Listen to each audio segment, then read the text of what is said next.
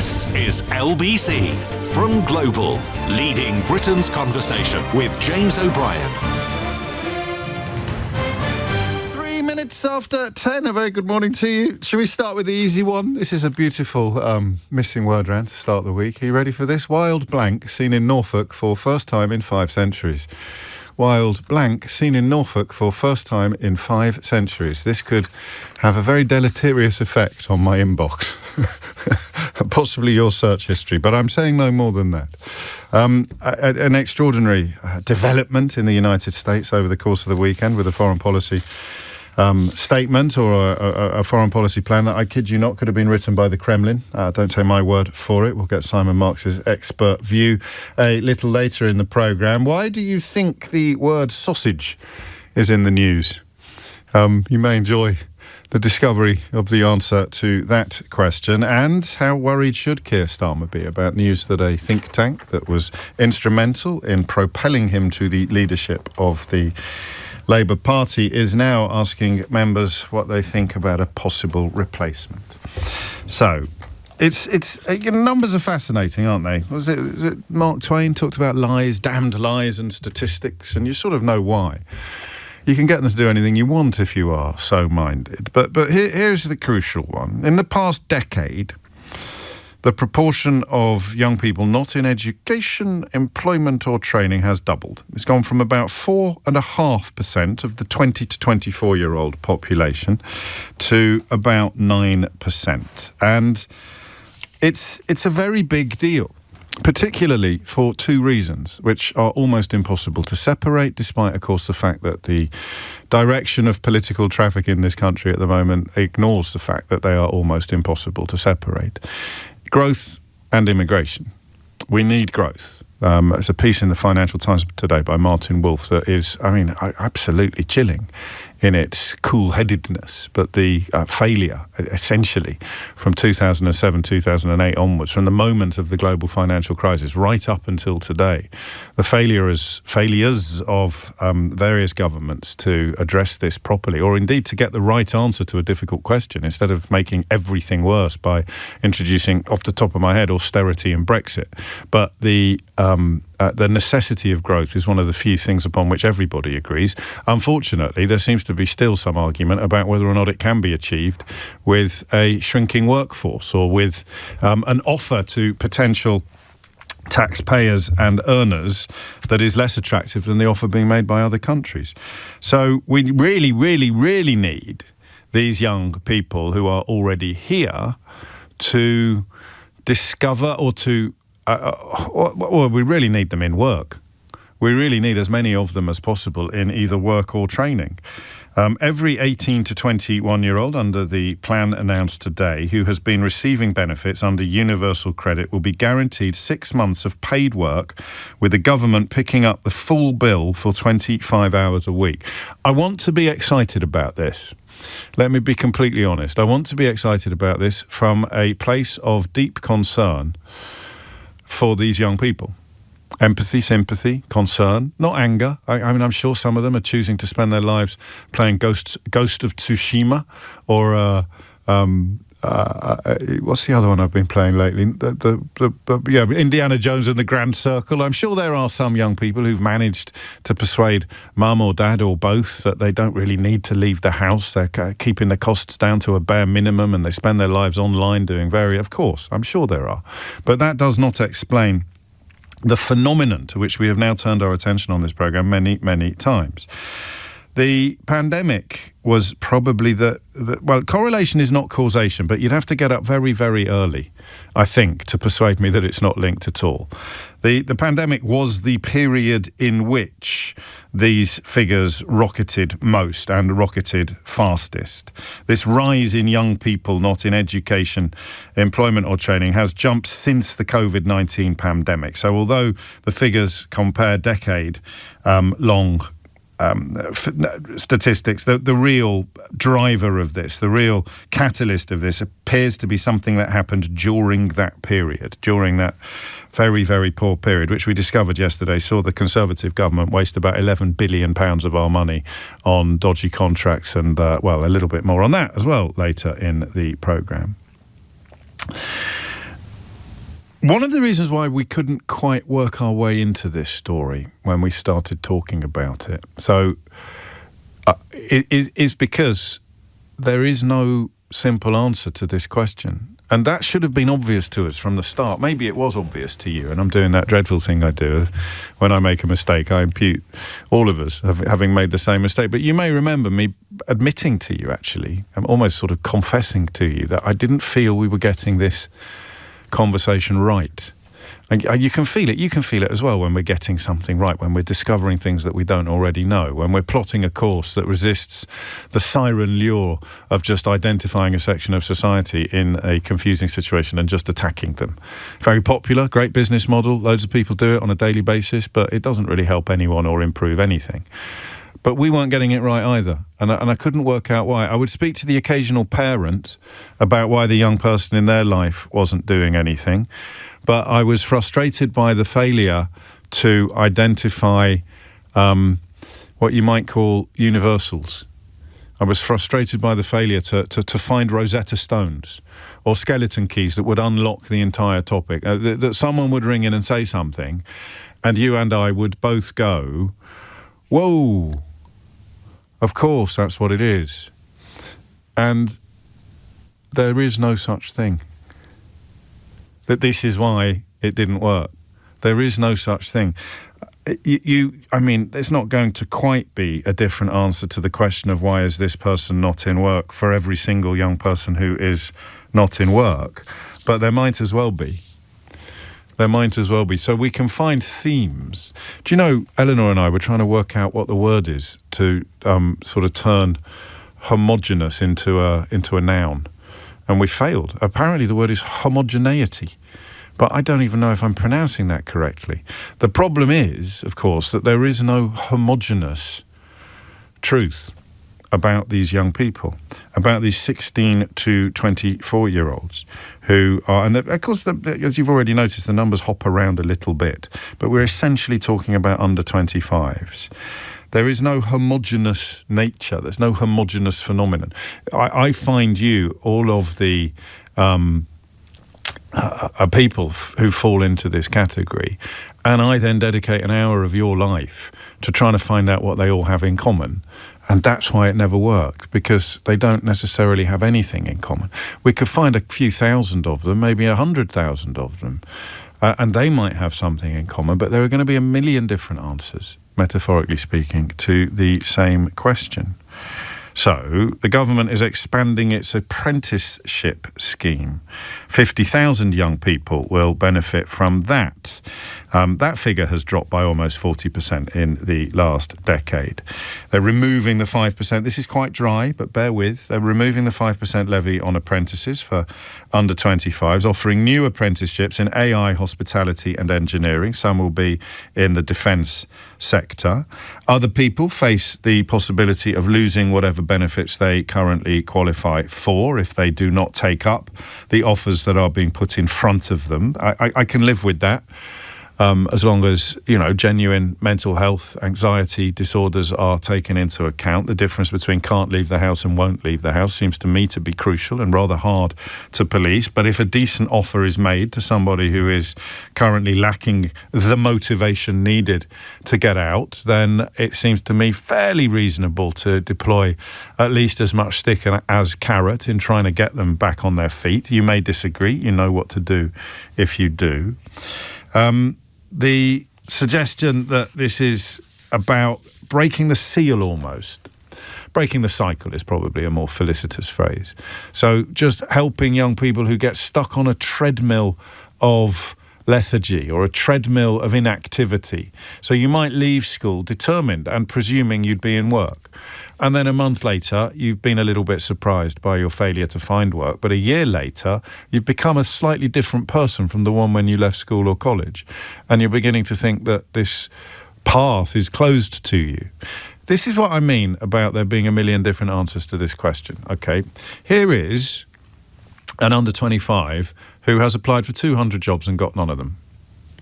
Here is an under 25 who has applied for one job and failed to get it and gone into a sort of existential spiral about the pointlessness of everything.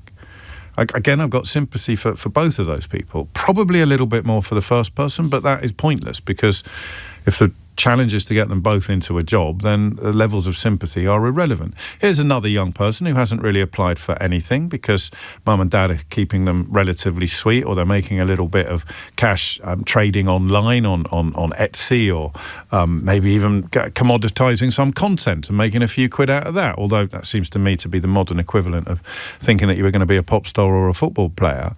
But there is another young person who has had a job and it didn't work out. There's another young person who has applied for 10 jobs and not got any of them. And then there's another young person who hasn't applied for any jobs at all because they're determined to make it as an actor or a writer or a content creator. So this notion that there is a Rosetta Stone, a skeleton key that a government can come along and insert into the lock or crack the code, and suddenly there would be tidal waves of young people not currently working rushing into the workplace to avail themselves of all the opportunities that the government is now masterminding or offering up.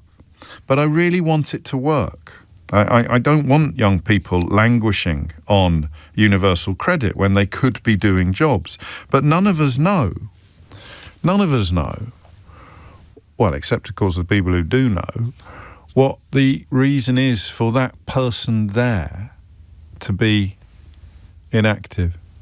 And that, oddly, given how often I hit you over the head with the preference I have for lived experience over sort of unbased or unfounded opinions about videos you've never watched, for example. Don't let that hold you back from having a very strong opinion, whatever you do. But the idea that your lived experience is more valuable than a pungent opinion based on literally nothing has always been self-evident to me. But on this occasion, I think the opposite is true. I just want to assemble as many answers as possible to the question of why you or the young person in your life is in this category. And I'm fairly sure that if we could get, 500,000 of them lined up, we would feel sympathy for almost all of them. That's why I would much rather have a Labour government addressing this problem than a Conservative government, who always seem to come from a position of everybody is leg swinging, everybody is taking the mickey, everybody is lying, everybody is pampered, everybody is back in my day. And there might be some truth in that, but bottom line on this is the young person you know. So two ways. I'm getting 1 million people instructing me on how to pronounce homogeneous. Is that homogeneous? Is it not homogeneous? Is it homogeneous? Oh, look, this is all a waste of I don't know. Anyway, there isn't a simple answer that applies to everybody. And I just want to know why. So two things. How did you break the cycle? Well, actually, no, there's 1 million questions here, isn't there? Because I'm addicted to the universal. I can't resist the universal. What is the big thing that government or society misses? Is it the lockdown? Is it COVID? Is that broken something for a huge number of young people, that apprenticeships and removing universal credit and hitting them over the head is simply never going to fix?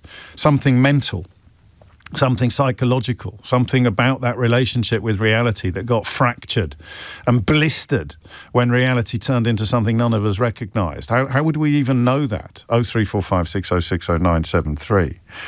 But the key question seemed to me to be, what is going on in your world? What is this phenomenon when you break it down to the individual that you know? Talk to me about why you are currently not in education, employment or training. And I'm not here to judge you. I'm here to learn from you. But also tell me why your daughter is, or your son, your grandson or your nephew. Why is the young person in your life part of this? And I'm going to call it a problem, despite the fact that I don't think they themselves are the problem. Why are they in this category? Why are they part of this problem? And don't think that your answer is obvious or that it's not worth ringing in, because everybody knows. I want to hear as many different answers as possible, because I don't think we can begin to wonder about whether or not the government's latest proposals are going to work until we know what the problem is that they are aiming to solve. So do that for me now, please. I think the word hopeless has got a big role to play in this conversation, but I don't want to put that word into your mouth. I want you to bring it to me as a real and present problem. 0345 6060 973. And then the second question is, what would break this cycle? What do they need? What would make a difference? And we can compare your thoughts on that to the proposals the government is unveiling this week, in so far as we know what they are. So how do you end up? How did you end up? What is it like to be in this situation? And what has broken the cycle or might break the cycle? And this is not a programme where being born in 1972 means that I think the world still bears any resemblance whatsoever to the world I inhabited when I was in this age range in the sort of early 90s. The world has changed beyond recognition, and that is going to be a huge part of understanding this problem. I want to be absolutely clear about that. If you're going to ring me to tell me what you did in 1954, seriously, put your tuppence away, put your shilling away, because this is about 2025. 0345 6060 973. James O'Brien on LBC. 21 minutes after 10, another headline in the news today, probably pertinent to the conversation we're having. First-time buyers are older and more indebted than ever before. So I stand by what I said a moment ago about my experiences in the early 90s being irrelevant to what young people are going through today. I really do. I think it's something that should be chiselled into tablets and put above every studio door in the land. But it might be helpful to chart what the biggest differences are. Just looking at that. I've said to you before that Mrs. O'Brien and I got a 110% mortgage on our first flat. We're watching old episodes of Location this weekend. Do not ask why. So it's a long and complicated story involving a winter vomiting bug. But one of them was roughly the time that we got our first flat. And the way in which the world has changed is absolutely extraordinary in many obvious ways. But what about the unobvious ways? I don't know what it would be like to be thinking, what's the point? I'm going to go and measure inside legs, for example, until I can get a job in journalism. If I don't get a job in journalism, the career I might have followed measuring inside legs, working in menswear, retail, I would have still been able to... I don't know. I don't know. I just want to know. What are the big differences between then and now? What is it like to be caught up in this constituency of young people? And what might we do to break these cycles? Rory is in Edinburgh. Rory, what would you like to say? Good morning, James. Hello, Rory. You know, when I saw this report yesterday, I actually woke up this morning and I thought, I really hope James talks about this because nice. I feel so. I'm actually on a very, very similar scheme currently operating in Scotland that's done by the Scottish government, and that scheme is essentially allowing young graduates who are unemployed or underemployed into a 6-month placement within local authorities to get some work experience where they've previously been rejected. And I found it uniquely helpful in allowing me to sort of build my own professional development and also just get me out of that sort of death doom scrolling spiral that you mentioned after being rejected from positions. And what were you paid while you were doing it? So I'm still on it right now. So I've actually asked my boss if I could step out for a couple of minutes so I could talk to you. Thank you. Yeah, well, thank absolutely, you both. Absolutely. Yeah, absolutely. And I'll give her. I'll mention to her about that. So what do you get? Who remunerates you?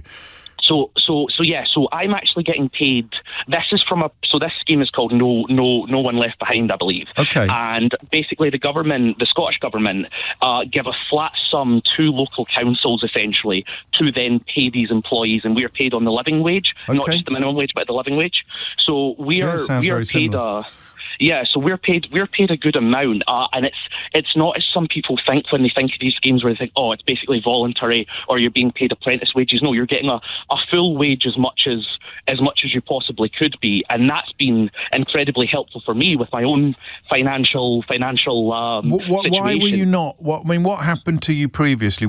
How did you find? Because I sense from your tone really that you were quite surprised to find yourself in this situation. So how would you account for it to someone who was was a bit sceptical, to someone of the, pull your socks up brigade and don't look at the facts, just feel the feelings? So I'm sure many people will tell you already that currently, in particular degrees in the humanities, it can be awful difficult to find jobs. I've noticed that there's a lot of rhetoric around sort of, why are you doing a history of art degree or something like that? These types of conversations. But I did my degree in politics, for example, and I'm currently working in the Museums and Archives Service, which, while tangentially related to politics, isn't necessarily something directly related to my degree. So it's something that's giving you transferable skills in an environment different from what you graduated in, and that's incredibly helpful for me because it's allowing me to learn new things, and it would allow young people who are maybe in a position where they are thinking to themselves that they don't feel they could do something different to what they want to. Here's my problem, and you're brilliant. Well, let me read you what William has said already in response to your call. Intelligent, articulate and passionate. I'd hire this guy in a heartbeat. What a great example. That's you, that is. Stick that on your CV and smoke it. All right? And I know exactly what he's talking about. From the minute you came on the radio, you sounded engaged, you sounded enthused, you sounded informed. I don't think we're thinking about you on a day like today. We are thinking about the doom scroller, possibly the doom scroller that you used to be, but we're thinking about the person Pat McFadden has in mind when he tells Sky News doing nothing should not be an option. That's something you probably agree with. But what about the person who has ended up in, whether they've been lulled there or whether they've rushed headlong into it, into a position of hopelessness, into a position of losing faith, if you like, in a system where success is unachievable in their mind? I think so. I would the way I would answer that, I think, is compare how I'm speaking today to maybe, and I'm not asking you to remember a previous call that I've had, James, but on a previous conversation, I think the last time we spoke was a couple of months, more than a couple of months back, I think it was on digital ID or something like that, or verification. And I remember on that call feeling quite angry, quite jaded, quite annoyed, and I think that spoke to my general. I mean, it was a topic I disagreed with, so therefore I was going to be passionately against it. Of course, but my general sort of feeling, my mood, compared to how I am now, I think it sounds. It sounds like a sort of capitalist slogan in a sense, but to say that work really can make you happy and improve your mental well-being, something like this can only help. And that is, I think, priceless. Because that is almost impossible to get your head around if you're part of the In My Day Brigade. And I'm very much in danger of being part of the In My Day Brigade. But, if you haven't done the things that we did, if you haven't done a paper round, is always the cliche, but worked throughout college, it's much harder to do than it used to be. And that simple idea, if you've never done it, I'm about to get a bit dewy-eyed and talk about the empowering nature of work. But, of course, if you're doing, and Rory does not sound like he's drudging, so it will depend on what the work is. But it does do something, and maybe it is just a little seed that needs to be sown, and then the system can start to water it. But I don't know. I mean, you do. You sound hopeful, and you sound engaged, and you sound enthused, and I really hope you still do in 6 months. But what's in Britain is giving these young people hope for the future?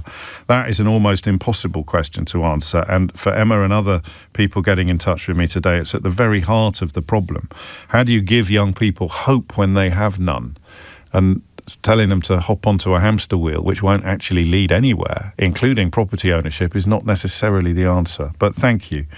28 minutes after 10 is the time. Claudia is in Wolverhampton. Claudia, what would you like to say?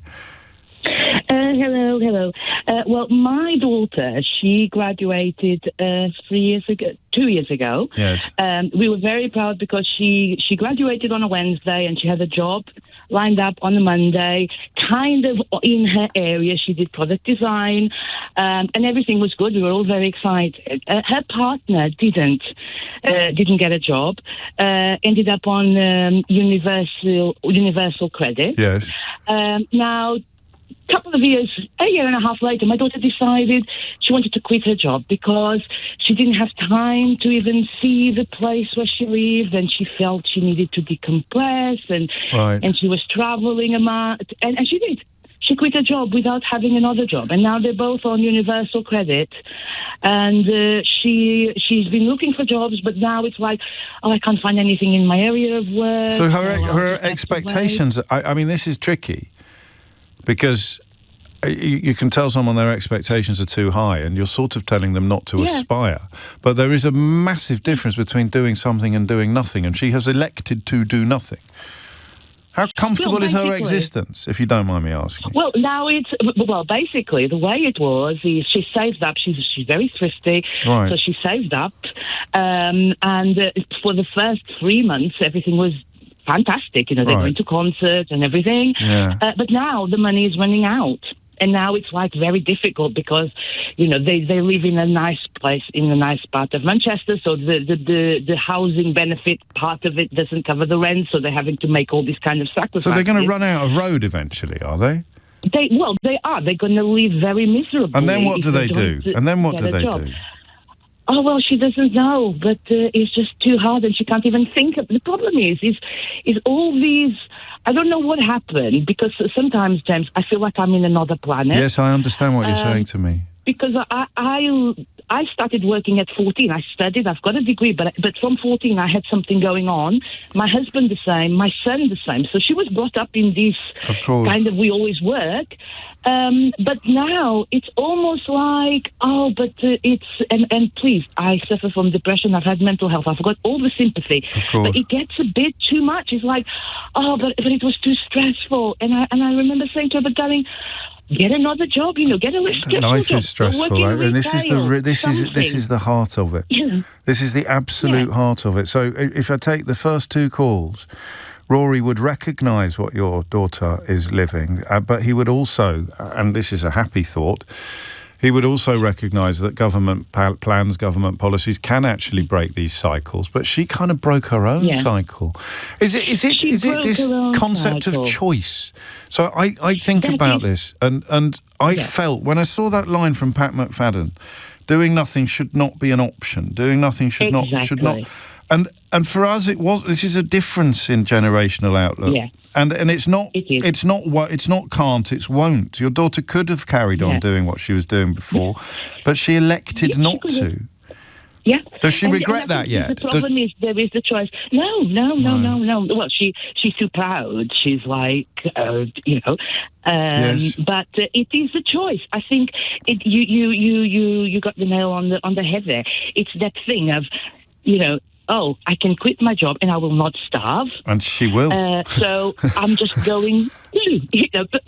Yeah, age plays a part of it. This is not the heart of the problem. Of course it's not, but it is going to be relevant. This is what I mean about being open-minded enough to recognise that every answer to this question is relevant. The ones that we like and that engender enormous amounts of empathy, and the ones that we don't like so much. And as a mum, Claudia's going to hate this scenario that she finds her family in, but it's relevant. And that idea, the problem is that we did do it. I was reading about Manny's passing last week, the bass player in the Stone Roses, and that era in Manchester, huge numbers of young people were on income support and housing benefit while waiting for their careers to start, waiting for their lives to begin.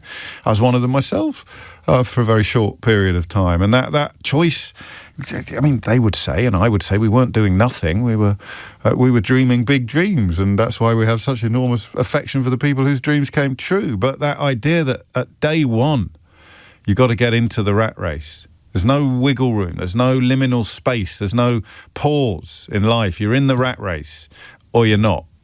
And she got into the rat race, and I think it's pertinent that Claudia mentions concerts and things like that, because you would sort of, is this it? It's like a Kinks lyric. I don't know. It's all there. It's all here. And there's room for more. There's room, in fact, for you. Here's Thomas Watts with your headlines. James O'Brien on LBC. What's the point? Is the question, isn't it? At the very heart of all of this. It's why it's taken me such a long time to cut to the nub of it. Because it's not a question that ever really occurred to my generation. What is the point? So, by all means, make it a necessity. remove any means of state support, and then people will have no choice but to take whatever work they can find. But that way, the collapse of civilization lies. That way, revolution lies. That way, let them eat brioche or let them eat cake lies. So there is always a balance. It's what society imposes. Another front page today urging everybody to join a union. We may have a little look at that later because, rights are hard won and only ever temporary. But what's the point? So this is the absolute crux of the generational divide. The absolute crux of it is what's the point? And I never had that. And I don't think you ever had. What's the point? Well, the point is that if we don't work, we don't get.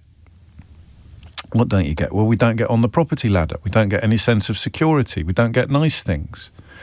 Well, I'm not getting any nice things. Or I'm not getting on the property ladder. So I've got more chance of getting to Mars than I have of getting on the property ladder. What is the point? And then that, actually, listening to Claudia talking about her daughter, what is the point of actually doing the job? So there's another person on our mythical palette of people who came out of college, got a job, and then knocked it on the head because it wasn't fulfilling her needs or it wasn't doing the things that she expected it to do. But the thing it wasn't doing was providing her with a standard of living measurably higher than she would have got. And that's not because benefits are too generous. It's the opposite. It's because wages are too low. And if you don't believe me, then just reflect upon the fact that none of the people who are profoundly frustrated by their inability to get on the property ladder, despite working very hard, are unemployed. They are all, by definition, working very hard. Jack's in Elstree. Jack, what made you pick up the phone? Hi, James. Hello, mate. So I'm going to start with telling you about my best mate, and then I'll tell you what I think the problem is. Okie dokie. So my best mate, we're all 27 now, and he went to university, did a good degree, has come out of university, and all he's been able to do since then, we're 27 now, okay, is just temporary bar work for maybe a decade now. And he has, so have you watched him shrink? He is a shell of his former self. Breaks when my we heart, came out of school, he was the most amazing guy in the world, and now he has no confidence. He still lives with his mum. He can't do any. He's applied for so many jobs, and he's got so many good qualities that he just can't do it. Yeah. Now, this is what I think the problem is. Go on. I think that there's a cultural issue in the UK, and I think what it is that we don't. In the US, I think it's different, but I don't think we reward industriousness and proactivity in young people in the same way that other countries do. Because my friend sees all of us who are relatively successful, right. Okay, yeah. But none of us. So you choose your subject at uni, and that's it. That you do your subject, then you have to try and get a job in that. You've made 300 applications. None of them are the job that you actually wanted because obviously those have all rejected you. And then you're stuck in a job after uni that is kind of related to your degree, but not really, not really what you ever wanted to do. And it's a bit above minimum wage, so it was hard enough to get that as it was. And now you're stuck in it because if you try and go into a different job, you can't uphold the same standard of living that you had. So you're doing your very best, you go above and beyond, and then the person and you're not moving, so you're pedaling furiously, but you're barely moving at all. It's like a fixed gear bicycle. Literally that. Right. You're doing your very best, and the person who's got more experience or been there longer than you gets the promotion, regardless of whether you've done more work or so made again, the company so more this money is or brilliant. anything like I that. say brilliant. It's not brilliant. It's bloody awful. But in terms of my intellectual quest this morning, it's brilliant because you are in a good job, and you are saying, "What's the point?"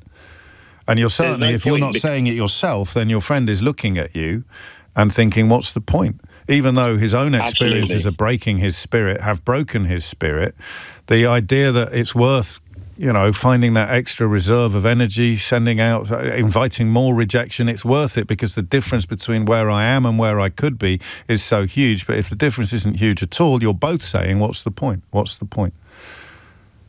Absolutely. He sees that all of us who are in, good corporate jobs, we don't get rewarded for going above and beyond there.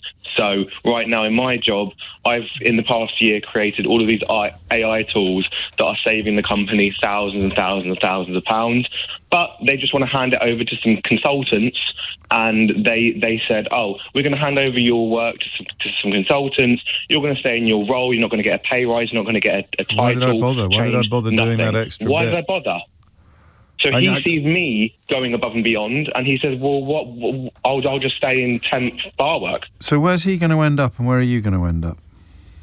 Oh, God knows. I mean, I'm going into a start-up, so they might reward me a little bit better. I don't know, but him, I've got no idea. But you're moving around, and you're in the game. So what's your view then on the job that the government would help your friend get, which wouldn't necessarily pay him any more money, but it would give him a sense of structure. It would give him a sense of... Because you're not sufficiently disillusioned to leave it entirely, to do what Claudia's daughter has done, or to join your friend behind the bar. So there is still a difference between your experience and his, your aspiration and his, but you used to be on exactly the same peg.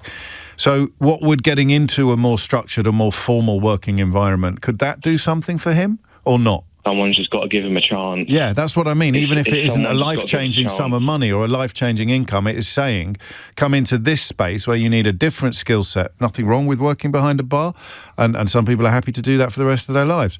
But your mate isn't or wasn't, and if he could just feel that his brain was being exercised in different ways, it might break the cycle, you think, or not? I think it's the nature of university where at 17 you're made to pick your life. I had to pick biology, and that was it. And did you think you would be a biologist? I thought I would be a research scientist, and I'd go and get my PhD, and that was that. But now I find myself held back. I should have really done pharmacy, where I could then go work in pharmaceutical companies. No one knows that they will prioritise a PharmD degree over a normal BSc degree, okay? And things like that. No one tells you that. So I thought I was going to, at the very least, I'd be able to go work for a pharmaceutical company. But my degree is useless for that. They won't take me. And no one told you, and that speaks to a different conversation about because if I'm making a list of things that are massively different from when I was 27 and the world that you inhabit, I think one of the things I'd put on the list would be the specific nature of degrees, the way that people think their degrees are very specific to work and that will lead them in. I don't think my mates thought that. I'm pretty sure my contemporaries didn't think that, even at a school like the LSE, which is, social sciences. And I guess the bankers knew that they were going to take their economics degrees into the city, but almost everybody else would have had a much broader horizon, and the idea of doing a degree for the sake of learning, or knowledge for knowledge's sake, I think that's a big difference generationally if we are trying to map those things. But I'm going to cling to my optimism that people like Jack's best friend would benefit from having this. But although he, of course, is not a NEET, is he? So whether or not he'd qualify for it or not is currently in the laps of the gods. You see what I mean now, don't you? A million different answers. Finally, we found our way into this conversation, and it's not going to provide us with any neat conclusions, but it's certainly providing us with a lot more clarity. A million different for every young person, there will be a slightly different set of circumstances explaining how they've ended up in that category. But even if they're not in that category, I mean, could we do a phone-in on that? Like literally come on the radio at 10 o'clock in the morning and say, what's the point? Tell these young people who can't really aspire much beyond a living wage for the foreseeable future in their lives, who aren't going to be able to buy a property. One great dad message came in while Jack was talking that really caught me. It's from David. I worked a Saturday job, and he concedes at the very beginning that he is indulging in a little bit of in my day-itis. I worked a Saturday job, and with it, I could afford a gig, a ticket, a train in and out of Newcastle. Today, my daughter works a Saturday job in a cafe on minimum wage for under 18s, and what she earns will not cover anything. It won't buy her a gig ticket or even a night out. The cost of living really does make these kids think, why bother? And that's from a loving dad whose daughter is doing what she can to get a few quid in the coffers. So whether it's why bother or what's the point, that's what's missing. It's missing from the conversation, and it's missing from the government policy. And that's because it's a bleak question. What's the point? Why bother? What's your answer? we'd do that. We'll do a phone-in on that, and we'll do it sooner rather than later, but we're not necessarily doing it today. It's 10:46. James O'Brien on LBC. 10:49 is the time. You're listening to James O'Brien on LBC. So I reveal the missing word round. An extraordinary high number of people got this right, which is quite gratifying. It's a lovely story. Goodness knows we need one. Wild blank, seen in Norfolk for first time in 5 centuries. What could possibly be, there's a clue there, in that space? Wild what? Wild blank, wild what? Seen in Norfolk for first time in 5 centuries. And the answer is beaver. And rather felicitously, have you noticed I've fallen in love with the word felicitous? I think only about a month ago, 5-6 weeks. If you had some sort of AI bot tracking this programme, I'd be fascinated to know how frequently the word felicitous has started appearing in my contemplations. But rather felicitously, this is a part of the country I know rather well. It's a nature reserve called Pensthorpe, which is near Fakenham in Norfolk. They used to do Springwatch there. They used to do the Chris Packham show there back in the day. But it's an Eden. It's a veritable Eden. If you like birds of the ornithological variety, then Norfolk itself is glorious. North Norfolk especially is magnificent, and Pensthorpe is a wonderful destination for an awful lot of migratory birds that you would struggle to see otherwise. And it's very water-based. But they've got no idea how they've ended up with a beaver. It's the River Wensum which runs through it, all the way to Norwich, or from Norwich. And because they've got cameras everywhere, is this really boring? I spent quite a lot of time at Pensthorpe looking for an otter in a hide. I sat in a hide. Mrs. O'Brien and the kids were off doing something much more exciting, and I just took it upon myself to go to Pensthorpe and see. I've always wanted to see an otter in the wild. I have never seen an otter in the wild. I've seen otters in captivity, but I've never seen an otter in the wild. And I'm very oddly smitten by otter. This has gone full Partridge now. Imagine if someone had just turned the radio. What's he talking about? He just wants to see an otter. I thought we were going to be talking about, I don't know, Donald Trump having his foreign policy written by the Kremlin. He's talking about otters. I spent a lot of time in a hide hoping to see an otter, but I didn't. Spoiler alert. But that's why at Pensthorpe they've got all the cameras in place. So there might be beavers living in the country elsewhere that just have not been spotted yet, although the signs are pretty clear. Living in an isolated and almost impenetrable area of the reserve for about a month. There's plenty of tree cover, and we think it might be travelling into the adjacent marshes hunting for food. They're nocturnal vegetarians, beavers. It's the name of my first band. And they have no idea where it's come from. There have been no reports of released beavers from beaver sanctuaries or missing beavers from other habitats where beavers were known to be living. The best bet is probably that it's a naturally dispersing wild beaver. So 10 wild beaver populations in England at the moment. They keep it on the down low, otherwise people like me would turn up with their binoculars. But unconfirmed and just glorious, and a rather splendid missing word round. Keir is in Newham to steer us back to the phenomenon of not being in education, employment or training. Keir, what made you pick up the phone? Yeah, hi. I called actually a little while ago when you talked about this last. I kind of wanted to add some flesh on the bones for why, some of the reasons why I think a lot of young people are finding themselves out of work, employment or training. I wanted to do it from the lens of my sort of experience. So I graduated in July, and I grew up in East London. I graduated in July and then really struggled to find a job. I'm working now as a postman for the time being, but it's certainly not what I thought I'd be doing with my degree once I'd left university. Sure. And it did kind of instill a frustration in me because, the whole, we're taught to go to university, get your degree, and then you get a good job. So when that doesn't happen, it's sort of, I've just put myself in loads of debt, and why? Yeah. And some of the reasons when I'm sort of looking into it that for why. So about half of grad scheme jobs or grad jobs, about half of them are in London. Yes. For each position, there's about 140 applicants. That's mad. And so it's just so competitive, at least in the capital. Yes. And there's been a massive COVID backlog of grad schemes that were put on hold until after the pandemic that we're still sort of having to filter through now. and more recently with some rise in national insurance contributions by employers, and just a general turbulent, unstable economy, employers just aren't wanting to hire as much, and they're cutting the employees that they currently have.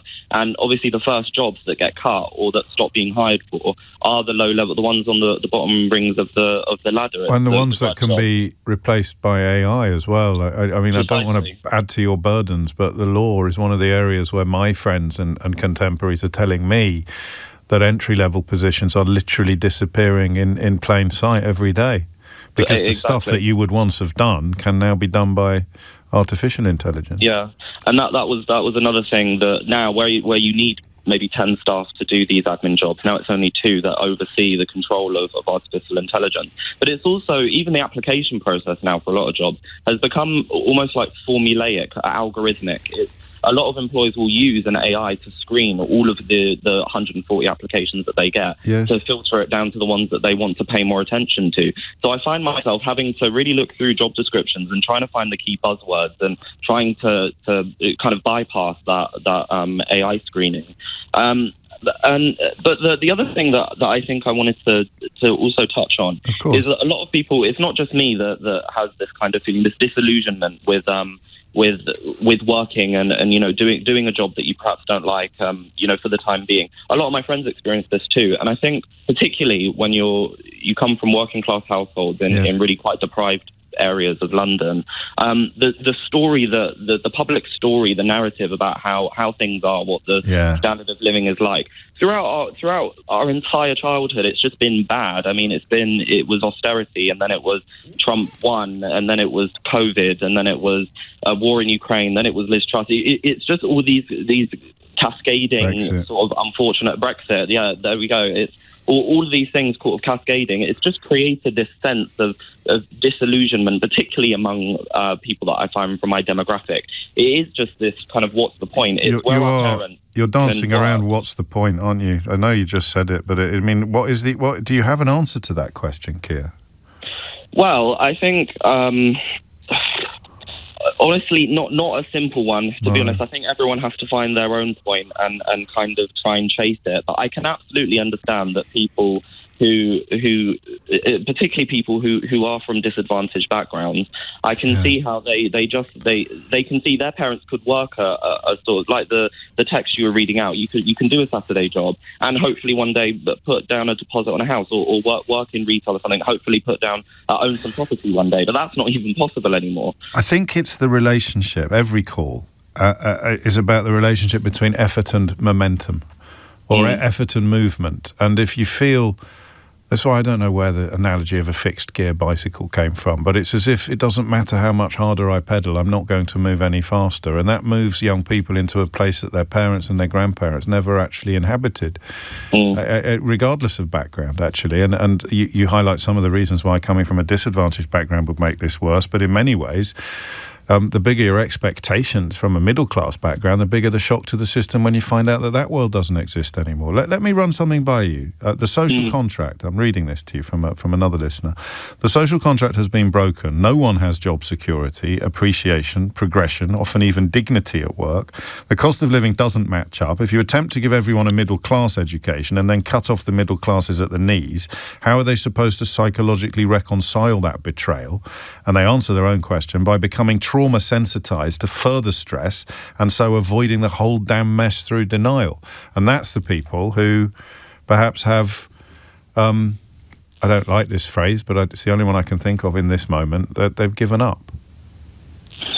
Yeah, it does. I do hear it. It's easier just to do away with it all and kind of enjoy living at home.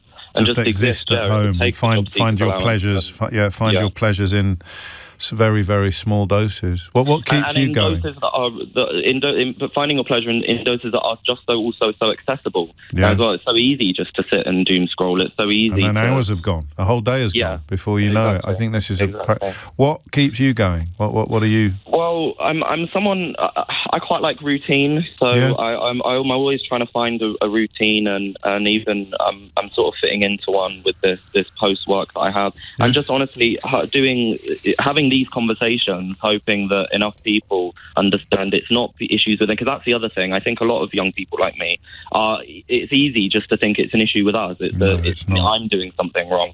So it's just having these conversations, reminding other people that it isn't an issue with them. This is a systemic thing that they haven't caused, that they're unfortunately being burdened with, and just holding on to that hope that it hopefully one day will get a bit better. Mate, you're a legend. You really are, and I will continue to have these conversations precisely because you have, and people like you have reminded me of the importance and the resistance, the necessity of resisting the temptations of in my dayitis, because it has absolutely nothing to do with them, the situation in which they find themselves. And that's why I'm slightly encouraged by the 725 million quid that Rachel Reeves has earmarked for this scheme, because it comes from a place of believing that help is necessary, not from a place where conservative rhetoric often comes from, which is that these people only have themselves to blame and what they really need is a kick up the backside, or what they really need is this, that or the other. Yes, threats to remove universal credit are unhelpful, but most of the people we've spoken to who feel the torpor of this condition have actually been in work and yet still asking themselves, what exactly is the point? James O'Brien on LBC. 3 minutes after 11 is the time. Should we do some politics? Let's start with a little quiz, shall we? I like to start the hour with a quiz. This week, I'll probably have forgotten by Tuesday, and it's only Monday. Simon Marks will be joining us at 11:45 to have he's written a rather splendid article for the I newspaper, and that provides the thrust of what he'll be talking to us about. This extraordinary admission, is that the right word? Or saying the quiet part out loud with regards to Donald Trump's foreign policy, essentially an abandonment of Europe. It is no exaggeration, or if it is, Simon will soon set us straight, to suggest that and who here can truly be surprised if I said to you, it looks like US foreign policy is now being written by the Kremlin? You remember that the so-called peace deal was essentially written by the Kremlin. I checked this out because a couple of you told me, and I thought it must be a slight exaggeration. But the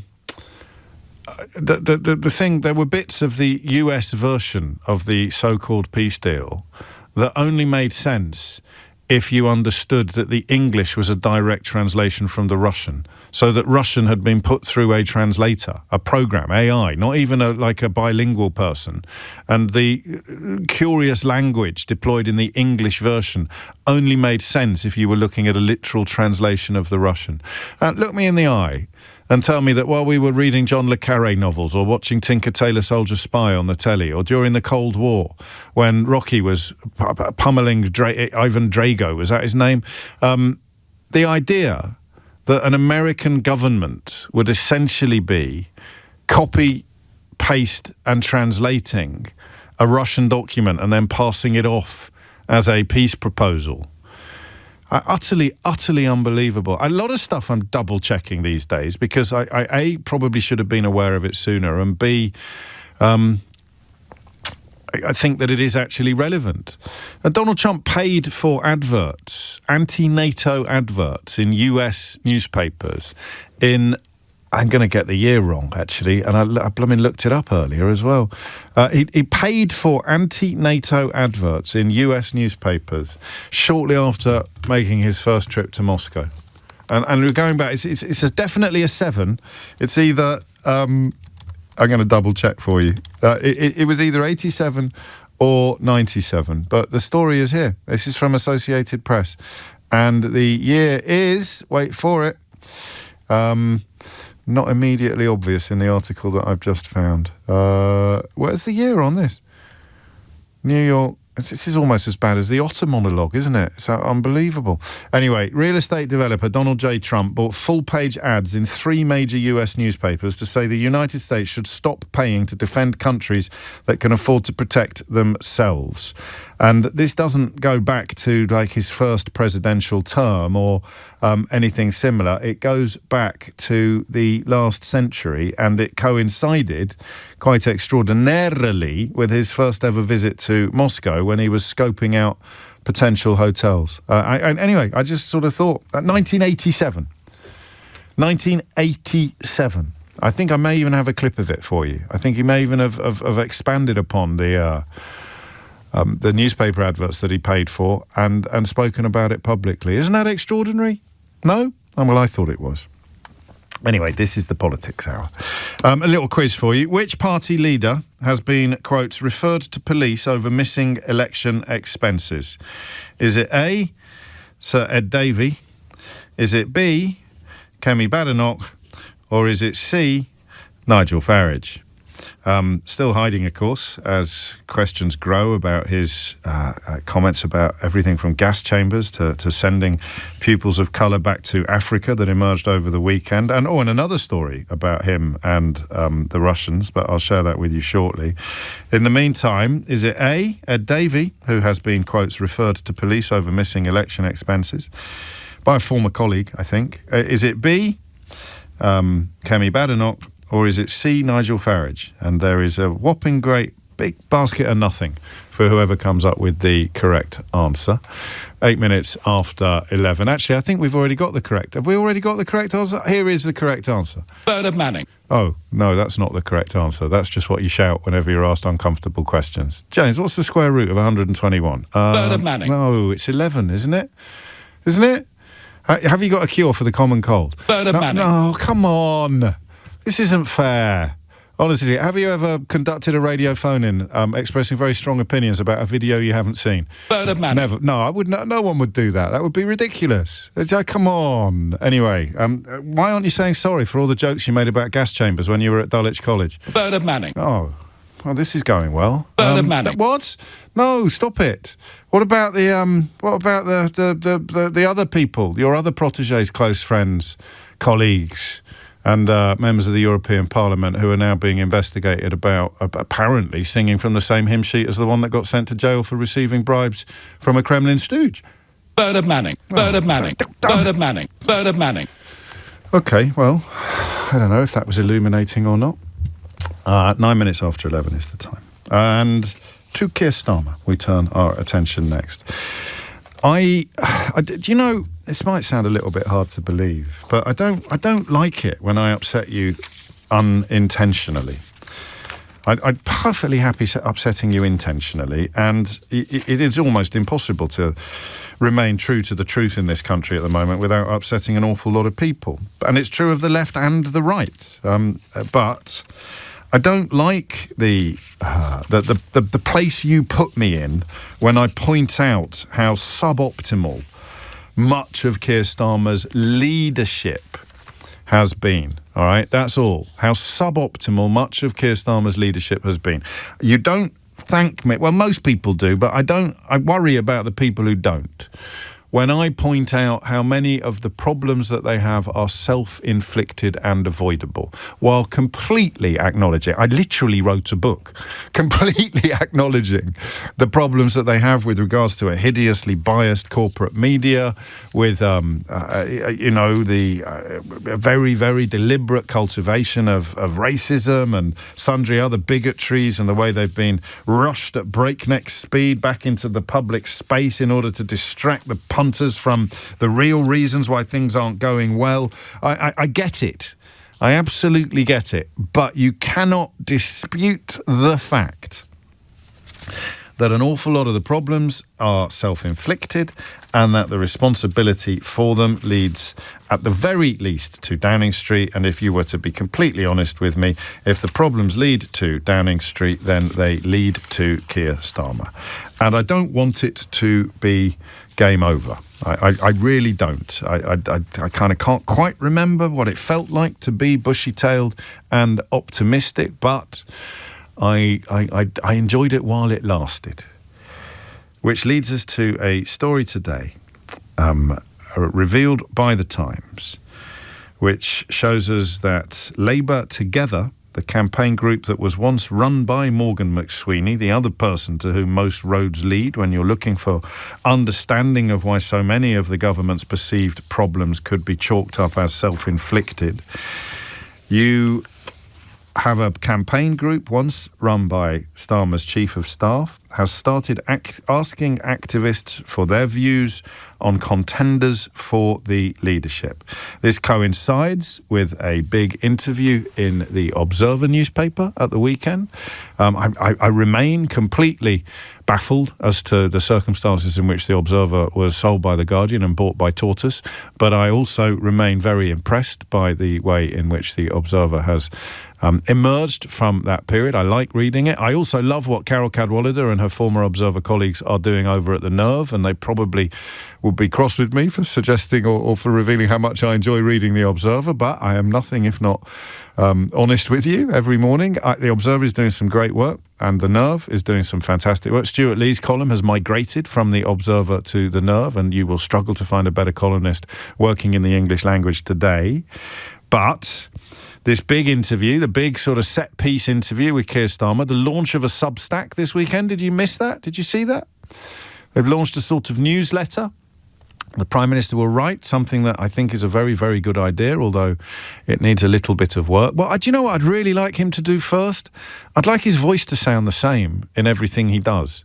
If you're putting up a social media post that is Keir Starmer, supposedly Keir Starmer, make it sound like something you could imagine him saying. If you're writing a newsletter and sticking Keir Starmer's name at the bottom of it, make it sound like he sounds like when he talks.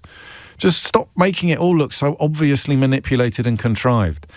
Even manipulating and contriving now efforts to portray him as authentic. He is authentic, but stop pretending that you can somehow fake authenticity.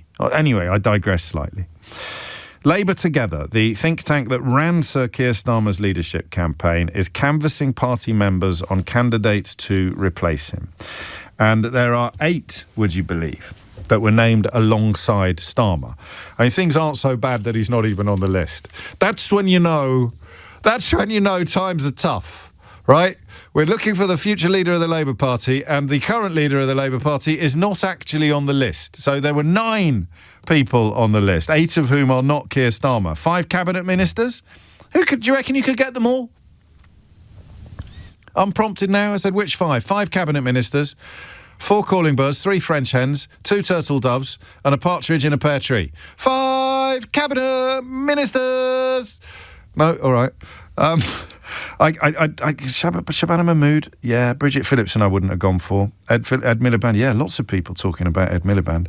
And Darren Jones, Chief Secretary to the Prime Minister. Then you've got the outsiders, if you like, although Angela Rayner seems set to be making her way back into the Cabinet sooner rather than later. Andy Burnham and Lucy Powell, who, of course, was elected deputy leader of the party in October, but I think was ejected from the cabinet not long ago. So there are 8 contenders, 9 including Keir Starmer, and there are 2 questions, aren't there? 0345 6060 973 is the number you need. I hate the first one, and I've asked it relatively recently, but I'm going to ask it again. How close to time up is the Prime Minister? 0345 6060 973. For you personally. So this is an opinion hour. Last was lived experience hour. This is pure opinion hour.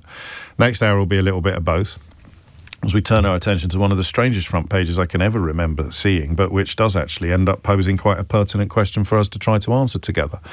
So I think the Keir Starmer question really boils down to how much of it you see as having been self-inflicted. And I don't have to talk about it, but I have chosen to because it tallies with my own feelings. I want to make that absolutely clear.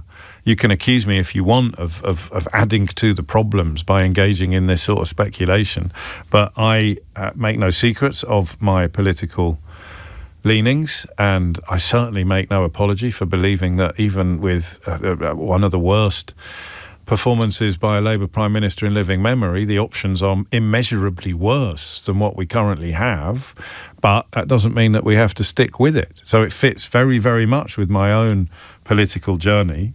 Wes Streeting's obviously on the list as well. I only read out 4, don't panic. How likely is a leadership battle? How welcome would it be? I don't see it happening before next year's local elections. But the question of who you would like to take over, I think, is one that we can start answering now. So here are the contenders. Actually, and just to pick up on this, it's not Idiot's Corner. It's an easy mistake to make, Andrew. Keir Starmer wouldn't be in the list for next leader because he's the current leader. That's not true. You can get odds on who the next leader will be, and it will include the current leader. You can get odds on who the next Prime Minister will be, and it will include the current Prime Minister. That is not how either politics or humanity works. So, alongside Keir Starmer, we have Wes Streeting, the Health Secretary, Shabana Mahmood, the Home Secretary, Bridget Phillipson, the Education Secretary, Ed Miliband, the Energy Secretary, and Darren Jones, the Chief Secretary to the Prime Minister.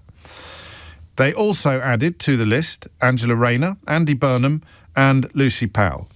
Who would you like and why? Now, a quick word to the wise, if I may. Also, stop sending me pictures of otters. It's just making me jealous. I know what they look like. I want to see one in the wild, not on my computer screen. But these kind of phone-ins, I like them, but they need a little bit of a fillip. It's funny, if I ask you a really specific question, what is it about Keir Starmer you really don't like, you will ring me in your droves.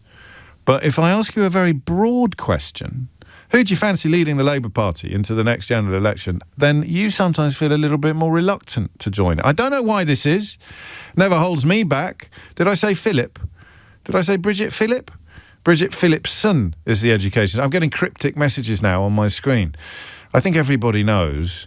Oh, a Philip. So now, crikey. Well, so when I said a Philip, it begins with an F, and it means a little boost, a little uptick, a little energy injection.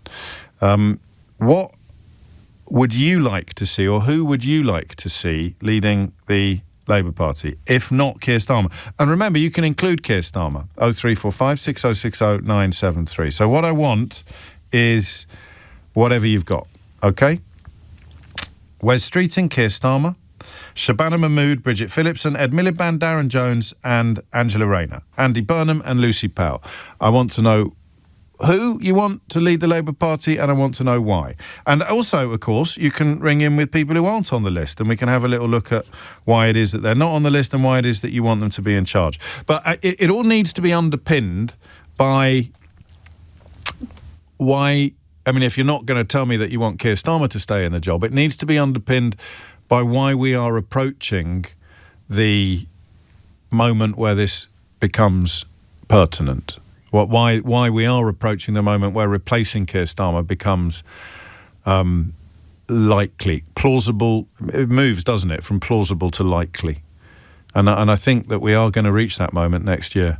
I honestly do. I don't think it would be a good thing necessarily, and I don't necessarily want to, but I think next year we might be approaching the moment where replacing Keir Starmer moves from plausible. Well, it's gone from unthinkable when he came into Parliament with a massive majority to possible, which I would say we are at now, to plausible, I suggest in the immediate aftermath of next year's locals, to likely by this time next year.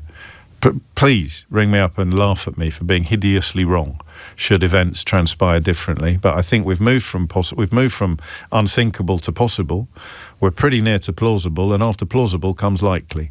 So who would you like to see leading the Labour Party, and why? Hit the numbers now. You will get through. And in fact, the ease of getting through on phone-ins like this is greater than it is on almost any other. So I'm just mentioning that in case you're fighting shy or you've been looking forward to getting involved. You've just been waiting for the right opportunity. The number you need is 0345 6060 973. And the other angle you can adopt, of course, is this is an absolutely stupid idea and I can't believe we're even talking about it. All views welcome. James O'Brien on LBC. It is 11:22. You are listening to James O'Brien on LBC. In fact, you know what we should do? We should also have a phone-in about who you really don't want. In fact, I wonder whether that might be even more interesting than who you do want. So I've given you a list of 9 names. I think for the purposes of the who don't you want phone-in, we'll have to confine ourselves to the 9 names that are on the list, because they are currently the only plausibles. A lot of love for Jess Phillips coming in, but just in terms of, out of these 9 names, who do you really not want and why? Because I'll tell you who divides opinion the most at the moment, although Shabana Mahmood is coming up fast on the outside lane. Wes Streeting really divides opinion among Labour loyalists as well. But so I want to know who you think should be the next leader of the Labour Party if, and this is part of the phone-in as well, you think that Keir Starmer's days are numbered. If you're just tuning in, the reason we're doing it is because the campaign group that ran his leadership campaign is now canvassing party members on who might replace him. But I'd love you to tell me why some of these names strike ice into your heart. So why you might not be able to muster up yet much of a view on who you think it should be. You're absolutely adamant about who you know it shouldn't be. So of those names, Keir Starmer, Wes Streeting, Shabana Mahmood, Bridget Phillipson, Ed Miliband, Darren Jones, Angela Rayner, Andy Burnham and Lucy Powell. Who do you want? But possibly more interestingly, who do you really, really not want? Alistair is in Chepstow. What do you think, Alistair? Hi there. So I think that Keir Starmer should remain leader, and I'm not a Labour Party voter at all. But I think what went wrong in the Conservative Party is when you have when Boris Johnson, for instance, when he becomes unpopular, does something really wrong, you then have a revolving door of leaders. And it just seems to me that it's undemocratic. Now, I understand that we're voting a party in and not the person, but it just doesn't sit well. I mean, Boris Johnson went because he couldn't find anybody in his own party to stay in his cabinet. Right. I mean, he literally couldn't form a government. Yeah. Yes. Yeah. I understand I kind of get your point in the sense that you've elected somebody to have a crack at running the country. I think to extend your point, I mean, there's no argument at all that Keir Starmer is anything like as bad as Boris Johnson. He hasn't lost he'd be able to put a government together left, right and centre. But what you mean is continuity, this sense of chaos that ran through Westminster throughout the last 5, 6, post-Brexit really, and that this would simply add to the idea that A, nothing is permanent, and B, everything is susceptible to flux and change and chaos. Well, I think it feeds into this, the sort of managed decline. Oh well, he's not doing so badly. He's doing not very well at the moment. Let's get someone else in to continue this, and it just doesn't. It's interesting that if you were a Labour voter and all you cared about was having the best possible chance in the next general election, then your position would probably be different. Yeah, maybe, but I do, despite me not being a Labour voter, I do wish the best for the country, and I do wish the best for the Labour Party. And you think that would be continuity full stop, regardless of change? Yeah. Is there any name on this list that does sort of tickle your fancy, or is there any name that repels you? Wes Streeting, I think, would be potentially good. But he's not really been, he's not been around long enough really he doesn't seem like a political heavyweight at the moment. I don't know that we've got any political heavyweights at the moment, to be honest with you. I think that might be part of the problem you're describing with this revolving door and this. What about Ed Miliband? He, I suppose, is the closest. Oh, my God, no. Crikey. Why not? What he's doing, the whole climate change fiasco and the race to net zero. I mean, come on. It's like a market trader. It's just his market stall is about to fold. It's not working. It's not good. Okay. And so out of all of them, I think the only possible one would be Wes Streeting, because he comes across quite well. He comes across as if he's trying to do the right thing for the good of the nation. I like Ed Miliband, but I probably agree with you about not having learned any lessons from the last time round. Thank you, mate. Thank you, Alistair. 27 minutes after 11 is the time. Simple question. Who's it going to be?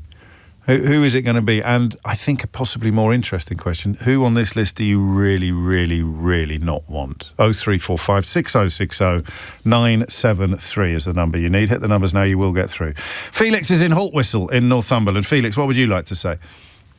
Well, but Angela Rayner is the right person to be the next leader of the Labour Party. How close are you to wanting another leader, a new leader of the Labour Party? Well, I want to win the next election. And the new leader, of course, has to have plenty of time, not 100 days like in the US. Yes. So, yes, we have to accept that we need a person, a woman of the people, to counterbalance this farage nonsense of a man of the people. And how close are you to running out of patience with Keir Starmer, if you see what I mean? Have you given up on the attractiveness of him? No, in many ways, I never get enough of decent people. Okay. He's a decent, hard-working guy who's got everything in the right place. But in this media world, in this world of perception, you need someone who connects immediately with the voters who we are all working for. Yeah, and is there anyone on the list who repels you, who you sort of think not in a million years? No, I don't think. Look, Ed Miliband is. I think he's contrary to the guy who rang in just before. I think Ed Miliband is incredibly important and charismatic in many ways, and a good speaker. But he's lost. I mean, you can't. I mean, I would never go for someone who's lost before. The press. I think I agree with you on that. Have we got? Can we think of a precedent? Well, I suppose Joe Biden would be. An example. Trump lost and came back, but Trump lost and came back as well. I don't know that either of those are going to fill us with a great amount of optimism or joy, either of those possibilities. No. I wonder how worried Starmer should be by this news. We can stick that on the list of questions as well. I would have thought very worried. I'd have thought that if the organisation responsible for running your leadership campaign is now asking party members who should replace you, then you should be at least a little bit worried. But of course, the plausibility of replacement depends upon the calibre of the candidate. And most of the analyses I've read have Ed Miliband among the favourites, and I completely agree with Felix on that. I don't know that any lessons have been learnt from the last time round, and I like the guy. I think he's an effective politician, but he's had a crack at it once, and I don't know that the voters forget things quite so easily. Chris picks up on a point I made earlier. Starmer isn't the problem, the media are. No, mate, they both are. I'm afraid the list of problems that could be easily typified as self-inflicted is quite long. Everything gets worse with a hideously biased media, but it doesn't create the self-inflicted problems. And the media is going to be in place regardless of who the leader is. So are any of these names likely to play the game better than Keir Starmer currently is? Wes Streeting, Shabana Mahmood, Bridget Phillipson, Ed Miliband, Darren Jones, Angela Rayner, maybe, Andy Burnham, Lucy Powell. 0345 6060 973. Thomas Watts has your headlines. James O'Brien on LBC. 7:33 is the time. Talked in the last hour about not having done the what's the point phone in whenever we address the question of so-called NEETs, young people who aren't in education, employment or training. We're definitely going to do that. It'll need a run-up. I'll have to be in the right mood for it because I don't want it to sound too bleak. You tell a young person who's, and we'll put together a real kind of list of potential options, of which one is being a NEET, and then the realistic alternatives to being a NEET. And you have to tell them what the point is of picking one of the other options. I think that's a much harder job than most people my age realise. 11:34 is the time. But another one that we haven't done, and we perhaps should have done it today, or at least made it part of this phone-in. There's still time, I suppose, although don't forget Simon Marks is with us in about 10 minutes. A lot of people who work in the weeds of politics, and we obviously don't, but a lot of people who are a lot more, so journalists who are on that beat, exclusively on that beat. They would never, for example, be thinking about spending an hour talking about vegetarian sausages, as I currently am, or the desperation to see an otter in the wild. But people who are really in it, and also party workers and pollsters, often express a degree of surprise about the very specific nature of Keir Starmer's unpopularity. And this isn't something that's answered simply by pointing out how biased most of our media is. On the doorstep and in the polling, and you can see it reflected in the statistics, Starmer excites a very peculiar type of negativity. A very peculiar negativity that I don't actually get. And a lot of the people I've spoken to who work in this field don't get it either. He really does. And maybe it's got something to do with social media. And the fact that I'm not on Twitter anymore means I'm not seeing the kind of bile and vitriol that I always see when Sadiq Khan, for example, is in the studio with me. But that's usually racist. So where does Starmer fit in? I don't get it completely. I'm cross with him. I'm cross and disappointed with Keir Starmer. But I don't feel anything close to hatred or visceral dislike. I'm cross and disappointed largely because of what I see as the self-inflicted wounds, the missed opportunities, and the querulousness. I'd go perhaps so far as to say cowardice. If you're going to get a coating from the right-wing media for having a beer, or for going to the football, or for what was it, Rachel Reeves one recently, for renting out her house perfectly legally, but being told by the estate agent that she didn't need something, so she didn't have it. I forget what the details were, but you're supposed to be absolutely furious about it. Much more furious than you are supposed to be about the fact that one party leader has just been reportedly referred to the police over questions regarding their expenses. That's not on any front pages today, as far as I can tell. But the self-inflicted stuff, I just wish they hadn't. I wish they'd avoided some of that, and I wish they'd been bolder. I wish they'd put income tax up.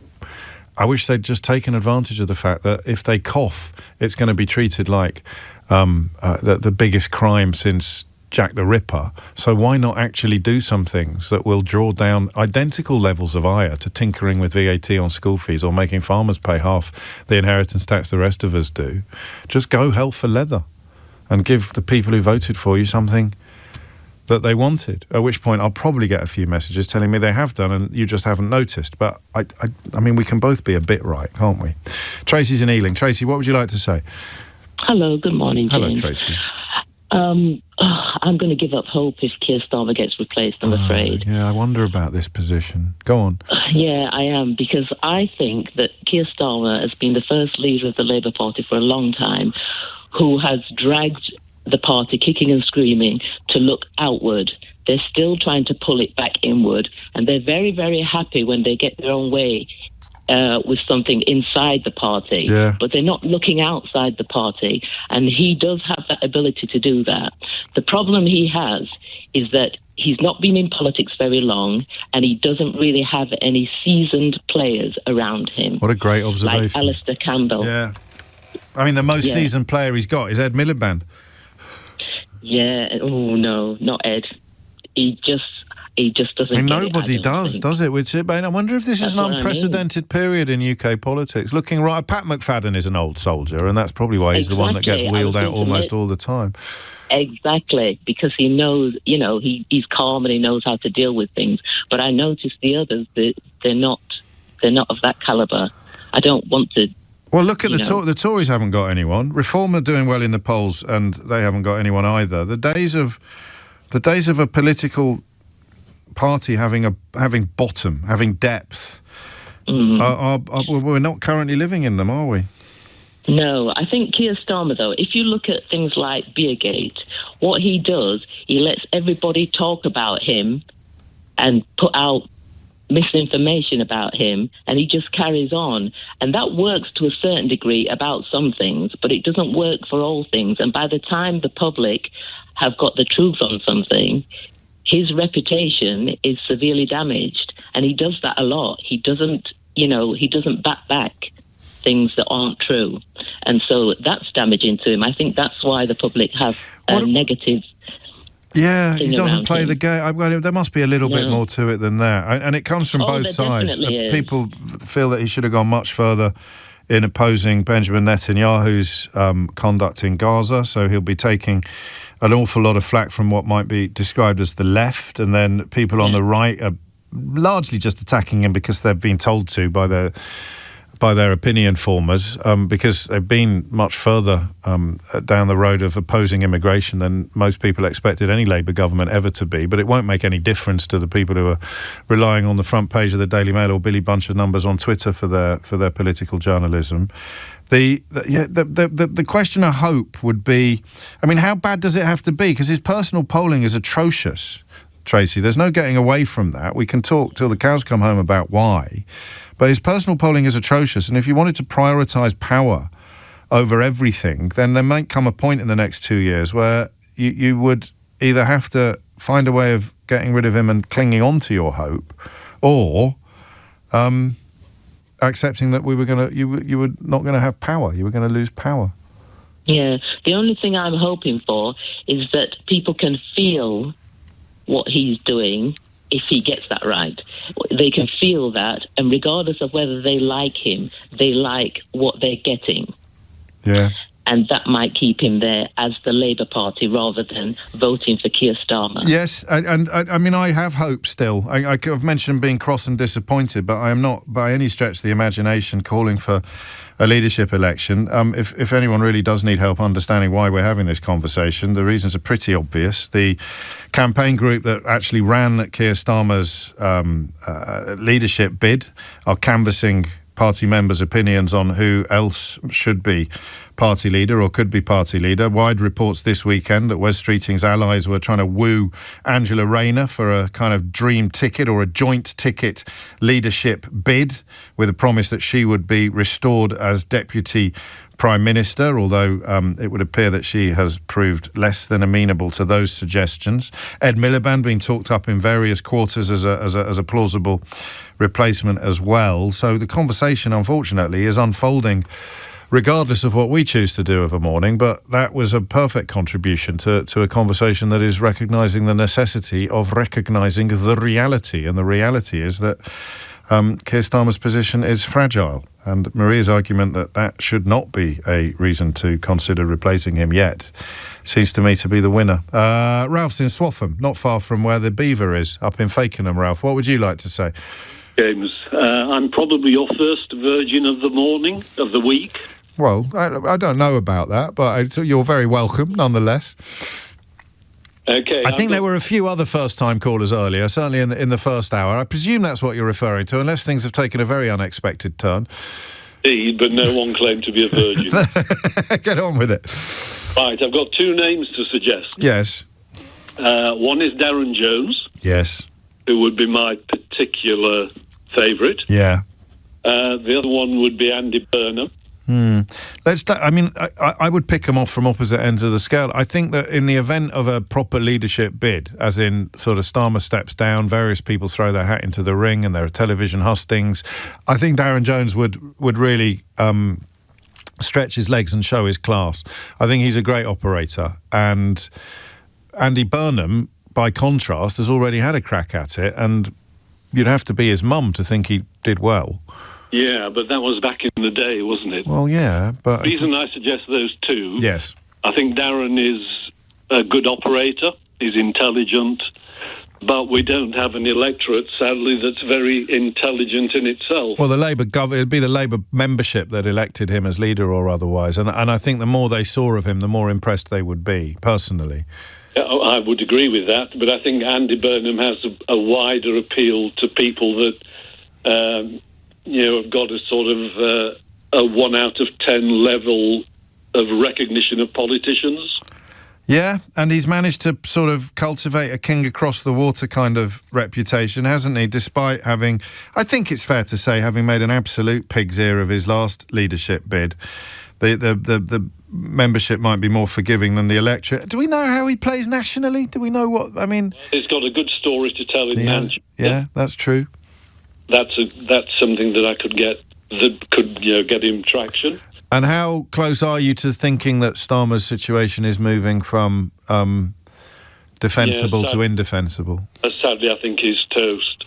Do you really? You'd go that far? I'm not. Well, obviously, my toaster is set to a slightly lighter setting, a slightly lower setting than yours is. He's still warm bread under my reading of it, but toast is 11:45 is the time. I don't know. I mean, it's all there, and it is going to be, unfortunately, because you'd much rather we'd all shut up and they'd get on with the business of governing, but that is the nature of politics, and particularly left-wing politics. This is going to be a conversation that gathers in volume as the months unfold, certainly in the run-up to next year's local elections, not one that diminishes. If I'm wrong, I'll be delighted. It's 11:45. Simon Marks is up next. James O'Brien on LBC.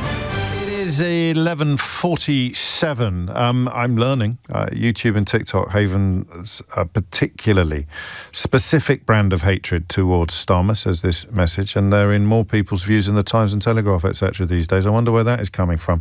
I don't think the suggestion that Russia is influencing Western politics more than at any other point in history is one that merits anything other than sort of wry nods and agreement now. If you're still clinging to the idea that we're not in a seriously dangerous and sinister scenario, then you are simply not paying attention. And just to that end, I wonder whether you are aware of the reception given to Donald Trump's new national security strategy by, and pay attention now, by the Kremlin. So the president, and remember, of course, that if you are troubled by the idea that the Kremlin are greeting Donald Trump's national security strategy with undisguised and undiluted glee, then you are suffering from what idiots like to call Trump derangement syndrome. If you think it's bad, for example, that the United States and the Kremlin seem to be in lockstep now on many of the major issues of our moment, then you are suffering from Trump derangement syndrome. It's very important that you remember that. But Dmitry Peskov, Putin's press secretary, has described this national security strategy as largely consistent with our vision. And by far the best account of this moment that I have found in any British newspapers today is in the I newspaper, and it is written by Simon Marks, who happily, felicitously, is also, of course, our Washington correspondent, and he joins me now. Do you, and I've asked you this 763 times, Simon, but here goes the 764th. How do you not despair at the fact that more people aren't seeing what you are seeing, given the fact that what you are seeing is absolutely crystal clear and happening in plain sight and truly bloody terrifying? Yes, well, I agree with that, James. I mean, I actually think that in many ways, this 29-page national security strategy and the idea that any American president would distill their national security strategy down to a mere 29 pages is ludicrous. Normally, we're poring over very, very detailed documents that presidents put out. But the idea that an American national security strategy would be welcomed with glee by the Kremlin, would be so horrifying, would be so unprecedented in terms of what it is saying, is obviously on the one hand deeply alarming, but on the other hand it's absolutely clarifying, because this is the first day of our lives, the vast majority of us, when we have woken up and it is crystal clear that there is an American government in power that intends to torpedo completely the 80-year transatlantic alliance that has kept the peace in Europe since 1945, that is absolutely determined to interfere in the internal affairs of the UK and its European partners, and wants to bring about a situation in what this document refers to as patriotic political parties find themselves much more easily achieving power in Europe, a continent that this document agrees or argues is at risk of civilizational erasure because it has allowed so many immigrants into European borders that the entire future of the European project is not in doubt, but according to this document, absolutely bound to collapse, and to collapse in a way where the document argues that non-European populations will become the majority populations in so many European states that NATO will basically fall apart of its own volition, because for some reason those non-European majorities, whenever they come about, will not favour the idea of the mutual defence covenants that lie at the heart of the NATO Charter. It's unclear why they wouldn't do that, any more than it is opaque in this document what Donald Trump means by patriotic political parties. But you don't have to be a swami to understand it. I mean, they don't think the Democrats here are a patriotic political party, so I certainly don't think they think Labour or possibly even Kemi Badenoch's Conservatives are patriots. This is an effort to sweep Reform UK into number 10 Downing Street, and it's all written down in black and white. I mean, it's hard to know where even to begin, because it is simultaneously dangerous and gibberish. The idea that Europe is facing civilizational decline, or that the European Union membership is problematic at a time when support for membership of the European Union in EU countries is the highest it has ever been, not least as a consequence of the Brexit that these clowns championed, and indeed that Farage, of course, who you mentioned quite rightly as a potential beneficiary of this dangerous gibberish, was a key proponent of. So what is the point here? I mean, civilizational erasure is, well, not that long ago, it literally would have been the language of a white supremacist in the darkest corners of social media. And, of course, it still is. It just happens that they're in the White House now. Yeah, I think that's right. I mean, I think all of this is clarifying. Everything in this document and everything we've seen, particularly over the last 10 days here, the racist, bigoted, fascistic approach, for example, to Somalis living in Minnesota, now being dragged off the streets by ICE and Border Patrol agents as a result of Donald Trump's white supremacist position that he took at the White House last week, combined with this document, underscore just how far this country has moved officially. This is now official government policy. It echoes the Monroe Doctrine of 1823, which was the doctrine promulgated by President James Monroe that said the Western Hemisphere is uniquely America's sphere of influence. It sent a warning to European powers not even to think about messing with countries in Latin America. Of course, the European powers in many cases didn't pay much attention to the Monroe Doctrine. But there is a real challenge here in this document to Keir Starmer particularly, and to other European leaders, although I think we've seen in the last few days that Emmanuel Macron of France and Friedrich Merz of Germany certainly are very aware of the extremely dangerous waters into which the transatlantic relationship is now sailing. And the challenge is you can't read this document, and I would encourage everyone to read it. It's only 29 pages, and I mean, it's quite entertaining in many ways, given the manner in which, as you've been reflecting, it has been written. The real challenge here is that openly the United States is talking about interfering in the affairs of our country and others, trying to foment in those countries that haven't left the European Union a popular uprising to try and persuade people to leave the European Union, and absolutely in our country determined to grease the wheels for those patriotic parties to find themselves in a position where they can walk into number 10 Downing Street and the great offices of power and state in other European countries as well. It's as absolutely talking without naming those parties about bringing about an AfD victory in Germany, seeing Marine Le Pen win in France, Geert Wilders back in power in the Netherlands. That is the official strategy. And you know, I know they're all talking with Volodymyr Zelensky about the future of Ukraine. This document makes it clear, again, that President Trump's going to capitulate to Russia on Ukraine.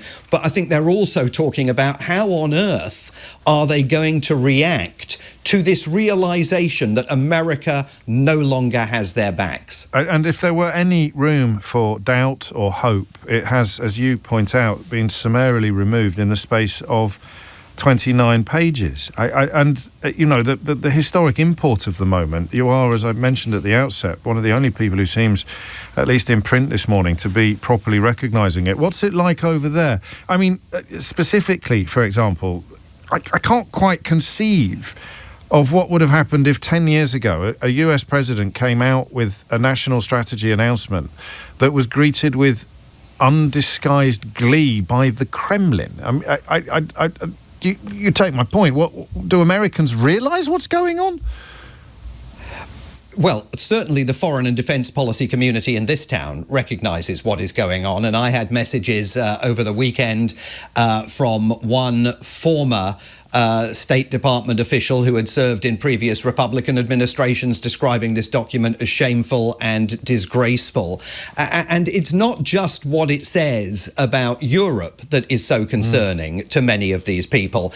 It's the broader view. Any time in the past you've picked up a national security strategy by a previous president, it has focused relentlessly on the Ronald Reagan vision. America, the shining city on the hill, the beacon of democracy for other countries to emulate, accentuating the need to spread freedom throughout the world, to stand up for human rights, to stand up for political prisoners rotting in gulags in various dark corners of the planet.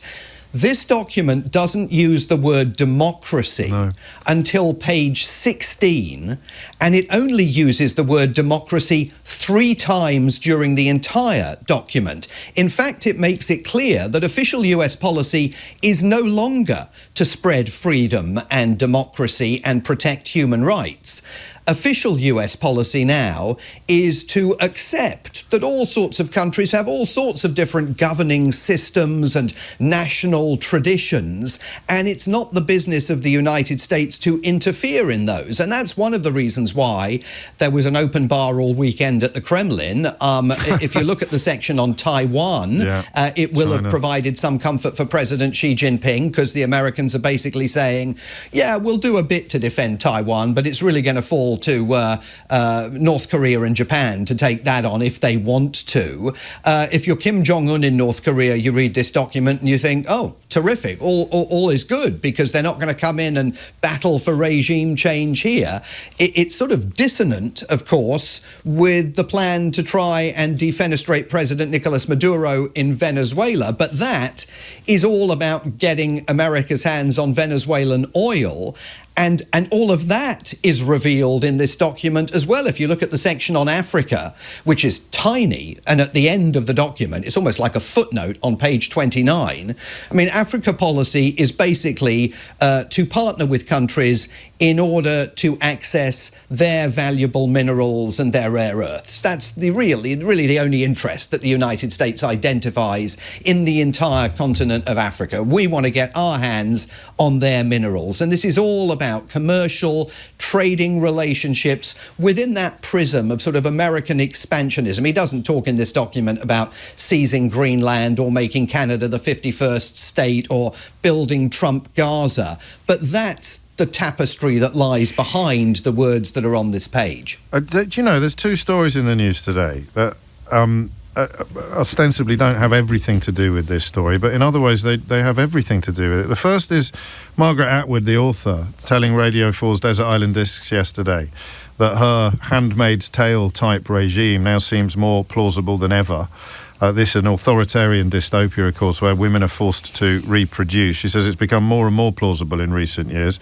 And then, of course, Musk joining these bizarre attacks on the EU, indeed calling for it to be abolished, coincidentally, shortly after he was fined 120 million euros for breaching digital services law. So some of the answers to the question of why are they doing it can be quite straightforward. Some of them I find rather more opaque. Is it simply...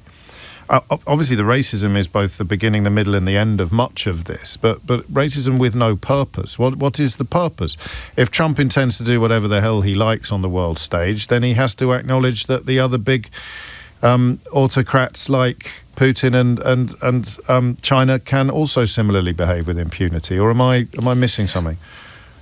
No, not at all. I mean, there are several analysts here, again, at least one of them who served in a former Republican administration, who argue that Donald Trump's essential strategy is to become one of the big men on the world stage. He wants to be the big, strong man alongside Vladimir Putin, alongside Xi Jinping. I think you're absolutely right to cite those messages on social media over the weekend by Elon Musk. He's now endorsing the abolition of the European Union, and whether it was coincidental that he began that campaign hours after this national security strategy was published or not, I'm not certain, but the national security strategy gave him the freedom to do that.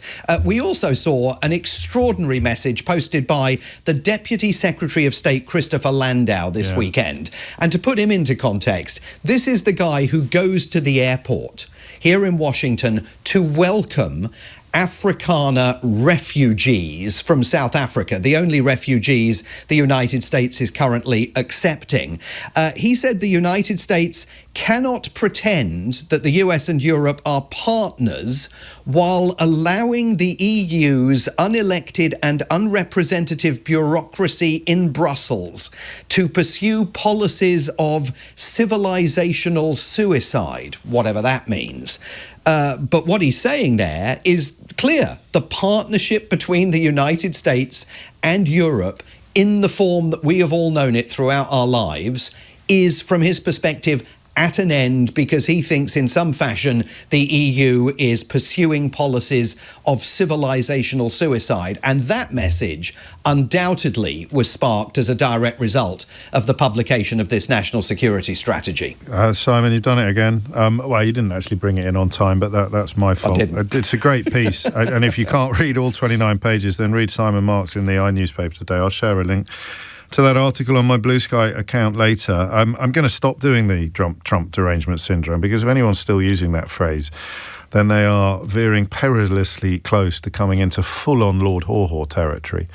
As the US president essentially tells Ukraine to go whistle, tells Vladimir Putin, your wish is my command, and tells its greatest historical allies in Europe a succession of lies about what they can see outside their own front doors and windows, but which people like Christopher Landau and Stephen Miller and Steve Bannon are telling lies so egregious they might as well have been, in fact they probably were, just lifted wholesale either from the Kremlin's propaganda handbook or from Billy Bunch of Numbers on social media with a bulldog avatar and 463 flags in his biography. It's bonkers. Every time you think you must be exaggerating the threat to our values, the reality arrives. And of course, the people shouting the loudest about our values are the people who are cheerleading the, not even erosion anymore, the explosion of them.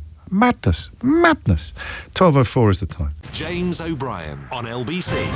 It is 8 minutes after 12, and I mean, there it is. I mean, I always feel like we shouldn't really be talking about anything else, but unless you are Ukrainian, perhaps you don't feel in your waters the gravity of this situation, and we'll find out what Donald Trump's absolutely barefaced alliance with the Kremlin might mean for Ukraine. Some of the headlines, just in case you think Simon Marks was exaggerating in any way from elsewhere. New US security strategy aligns with Russia's vision. Moscow says. So, you know, it's not some gob on a stick saying, well, this might as well have been written by the Kremlin. This is the Kremlin saying, yeah, we love it.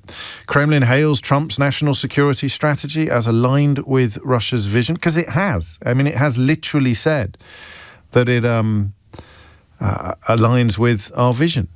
And then you've got the FT, US national security strategy, calls for cultivating resistance in Europe.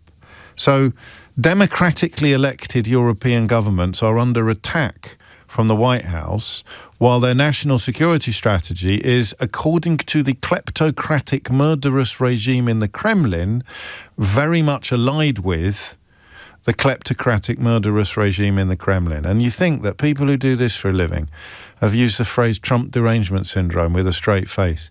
The reason I'm like a little bit obsessed with that is because it's so obvious what was going to happen. Even those of us who are shocked by how far and how fast things have gone, the idea that you can pay any attention, even cursory attention, to the news, let alone follow the news for a living, and not see what has been unfolding in plain sight, it means one of two things. It means either you're comfortable with people being rounded up and disappeared for looking a bit foreign. You're comfortable with our greatest historic ally becoming an actual enemy of our interests while getting into bed with Vladimir Putin. You're comfortable with all of these things. You're comfortable with lies being told. Imagine if Lord Haw-Haw had been in the White House in the 1930s. Attacking Europe, aligning ourselves. Imagine this headline, because I'm telling you now, it's perfectly feasible and it's a valid historical parallel. New US security strategy aligns with the Reich's vision, Berlin says. This is Putin's people praising what Donald Trump has to say about Europe. So it would be, Hitler hails Trump's national security strategy as aligned with Berlin's vision. Those headlines. It's not even hyperbole to reach for these comparisons. Extraordinary. Absolutely extraordinary. But here we are. Still people in the UK media who think that warning about what Donald Trump was and always will be is somehow a mark of derangement or delusion. And it's people in Parliament who are probably still doing it as well. Absolutely breathtaking. 1930s Germany, US president comes out with a national security strategy that Adolf Hitler loves. 2025, US president comes out with a national security strategy that Vladimir Putin loves. There we are. Merry Christmas. 11 minutes after 12 is the time. Right, complete change of pace now. We'll find a way back into some of that territory tomorrow. This is one of the strangest front pages I've ever seen, and I'm not going to attack it, oddly. Strange is not, by any stretch of the imagination, the worst insult that we can level at somebody in the media. And the Daily Mail, much as I despise almost everything that it has done to this country over the last few years, has always been very good at campaigns, decent campaigns, campaigns that are designed to improve the lot of their readership and sometimes by association the entire country. So they have joined forces with the Alzheimer's Society to draw attention to some of the problems that dementia sufferers endure, and I am here for it. I mean, it's a wonderful thing to do, but it's still one of the weirdest front pages that I've ever seen, particularly on a day when their friend in the White House has essentially set fire to the post-war settlement, essentially set fire to the post-1945 world order. I thought it was all the nutcases who were worried about a new world order, whereas in fact Donald Trump and Vladimir Putin are bringing one in lockstep with each other. Nothing about that on the front page of the Daily Mail today. Instead, you've got a headline that states, public no longer trust NHS over dementia care. 1 in 4 of us are confident that we would receive good treatment from the health service if diagnosed.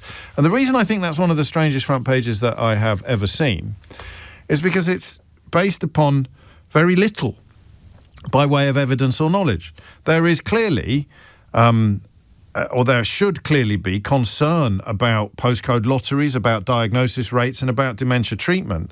But if you'd asked me, this is what I want you to do. Imagine it was you and you've got no real knowledge of dementia yet. You've been relatively blessed in the context of this particular condition. So my mum celebrated her 85th birthday last week. Happy birthday, Mummy. And I am not remotely troubled at this point by the prospect of dementia arriving in our family, because she is as sharp as a steel trap. But what if she was? I would then embark upon the process of finding out what was going on. But if you find me 100 people, how many of them know enough to answer this question? It's such a weird thing for an opinion poll to address. Ask a bunch of people who've got no knowledge or experience whatsoever how they feel about dementia treatment. Would you trust the NHS to look after you if you got dementia? The correct answer is, I don't know. I don't know. I've got no idea. So that, I think, is how we will move into this territory. It is something that every single family will be aware of. You notice it. I've just said that with Mum, I don't have any of these moments. I have them with myself sometimes. Sounds a bit stupid, but I think we're probably more aware of dementia than we were when I was young. So if I find myself struggling to remember something, there's a tiny little frisson of fear that it might be symptomatic of some deeper problem. I'm fairly confident that if the signs of dementia were to set in on me, you'd notice before I did. That's how Jamie Theakston had his cancer of the larynx spotted by listeners. You know, sounding so croaky on air. Listeners got in touch to say, you really need to get that looked at. And just downstairs or upstairs, I always lose my bearings in this building. But you would probably notice if I started showing signs of early onset dementia. Or in fact, if I stick around for much longer, it wouldn't even be early onset dementia, would it? It would be perfectly feasible onset dementia in chronological terms. But we all live with it now. Yeah, if Mum forgets something or she starts telling you the same story for the third time in an hour, there is a little tiny alarm bell that goes off in the back of your brain, isn't there? And that alarm bell gets bigger and louder the more evidence you encounter of the problems. One of the things I worry about is the geography. Not so much for my family, but for yours maybe. You know, Mum and Dad, especially if they're on their own, for whatever reason, and you're putting in regular calls, but you can't visit as much as you might like to, and you just notice sometimes the gaps. Here's a thing, and this might really resonate with you if you've been through this, but you know how if you don't see your grandparents very often, they're always struck by how much you've grown. Do you remember that? Of course you do, and we've all been there. If you see them all the time, they don't notice that you're growing. But if there's a decent-sized gap between seeing someone, the first thing they'll say is, goodness me, you've grown. To which, as a child, the temptation was always to respond, well, yes, of course I have. That's what humans do, Grandma. But it's the thing that you notice, because you have in your mind, it's probably different now with Zoom and what have you, but when I was young, you have in your mind an idea of what someone looks like. So if you go for a long period of time without seeing someone, you notice that they've aged when you're a grown-up. When they're a child, you notice that they've grown, that they have literally expanded upwards.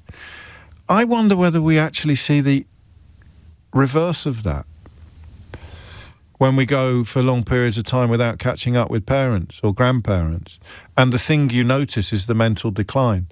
So you catch up properly, you have a nice chat on the phone maybe, but only when you're really sitting down for 2 or 3 hours at a time, which means Christmas can be a very, very tricky moment.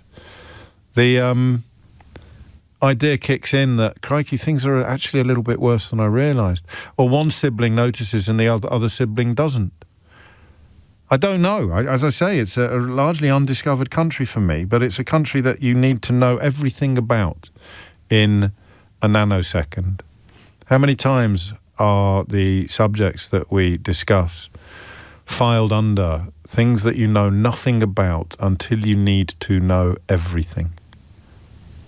And dementia is absolutely an example of things you know nothing about until you know everything. Absolutely you need to know absolutely everything. So, what happens? What happens when you turn to... I find this question enduringly fascinating in a whole heap of different contexts because, I mean, even with flooding, I find it fascinating. It's kind of what society is, isn't it? The safety net nature of society means you never spend any time wondering about the state of the safety net until you need to be in it. So I don't know why I find it so interesting to ask you, what happens when your house floods? What actually happens that night? You phone, who do you phone? Where do you go? Where do you sleep? Who helps you clean up? When do you move back in again? What do the insurers do? What does the government do? That's floods. Floods make me think that. But today I'm thinking that about dementia. So you reach a point where you need help. Right? I know what you're thinking. Everybody knows the answer to this because you do. I'm here to tell you nobody knows the answer to this except the people who do. And you didn't know the answer to it until you really needed to know the answer to it. I sit here at the age of 53 with an 85-year-old mum. I've got absolutely no idea what I should do if I was worried about her ability to look after herself. If I was worried about her ability to use the cooker, especially if it was gas. I remember bumping into an old lady in my first year at the LSE who was just lost. Just wandering around down by the Temple tube station. And you could tell that she was lost. She was just wandering around lost. And I asked her, what are you okay? Can I help you? And she just said, I don't know where I am. But she could remember her address. So, I don't know if I do this now, necessarily. But I got in a taxi. I hailed a black cab, gave them the address, immediately started panicking about how far away it was because I was a student and I didn't have much money. Happily, it was just up the other end of Holborn, living in a social housing block or a Peabody Trust block. I can't remember the exact details. Got her to her front door, and at her front door, she started looking frightened of me. So I, put distance, but this is going back 31 years or something. And I don't know, I should maybe have done more, I don't know, but she must have had people that knew about her vulnerability, but she was still in a state where she could leave the flat, turn the wrong way, turn left instead of turning right and be lost. Potentially for the rest of the day. Who do you call? What do you do? 0345 6060 973. What is the system like? I am not disputing the possibility that 1 in 4 people should be worried, or that only 1 in 4 people are confident about the treatment they will receive. But it seems to me to be a very dangerous front page for the Daily Mail to have published, because it will make anybody fearful of dementia terrified that they're not going to get looked after, where many will. So I don't want you to think that this is a conversation confined entirely to negative experiences or negative stories. This is a question about what happens. Dementia settles on a loved one, and you realise you and they need help. What happens next, and how satisfactory is the system under which we all live? 0345 6060 973 is the number you need. Okay, that is the question. What happens? What is the safety net like? How much help is there when you suddenly need it? what do you find when you go looking for it? 0345 6060 973. James O'Brien on LBC. 23 minutes after 12 is the time. What is it like is the question. Probably the question we ask most often on this programme. But I want it to be based upon actual experiences of reality rather than fear. And it may well be that the front page of one newspaper today is not problematic and that it is perfectly natural for only 1 in 4 of us to be confident that we would receive good treatment from the health service if we were diagnosed with dementia. But there's no point asking me how confident I feel because I've got no Scooby. So I'm asking you because you've been there, and it is that experience that allows you to answer this question. Phil's in Manchester. Phil, what can you tell us? Hello, James. Hello, mate. First time caller, long time listener. Welcome. How's it going? That's the rubric. Well played. Thank you. So my dad was diagnosed with early onset Alzheimer's at the age of 55. He first got symptoms at the age of 55. Right. He began by losing small fragments of memory. He would, get very severe anxiety about driving the car, these kind of things. He wasn't diagnosed for a long time afterwards. Right. So you all just managed it, did you? The family just rolled with it? Yeah. So my mom was his sole carer really at home. There wasn't a lot of support available, really, in the way that you'd expect. So he started off going to a service for like counselling and sort of therapy because of the anxiety. But over time, but not specific to dementia then. No. So it wasn't until 5 years later that he actually got the Alzheimer's diagnosis. This is partly because of his age, is it? I mean, would that be representative of everybody in the foothills of dementia, or would the fact that he was younger than the average have made it even harder, do you think? I think that for the whole experience over the 13 years until he passed away back in May this year. I'm sorry.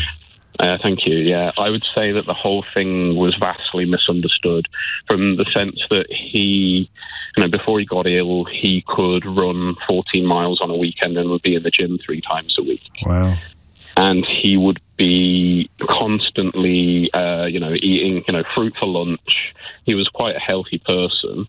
So he retained a lot of his physical strength. So when he was actually admitted into nursing care, it took 4 people to be able to restrain him. Oh, Lord.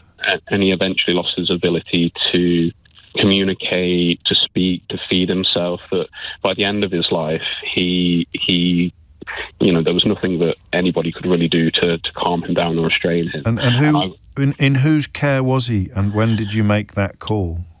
So he was at home until 2021, and then I can tell you the date, and I can tell you all the details. He went into a...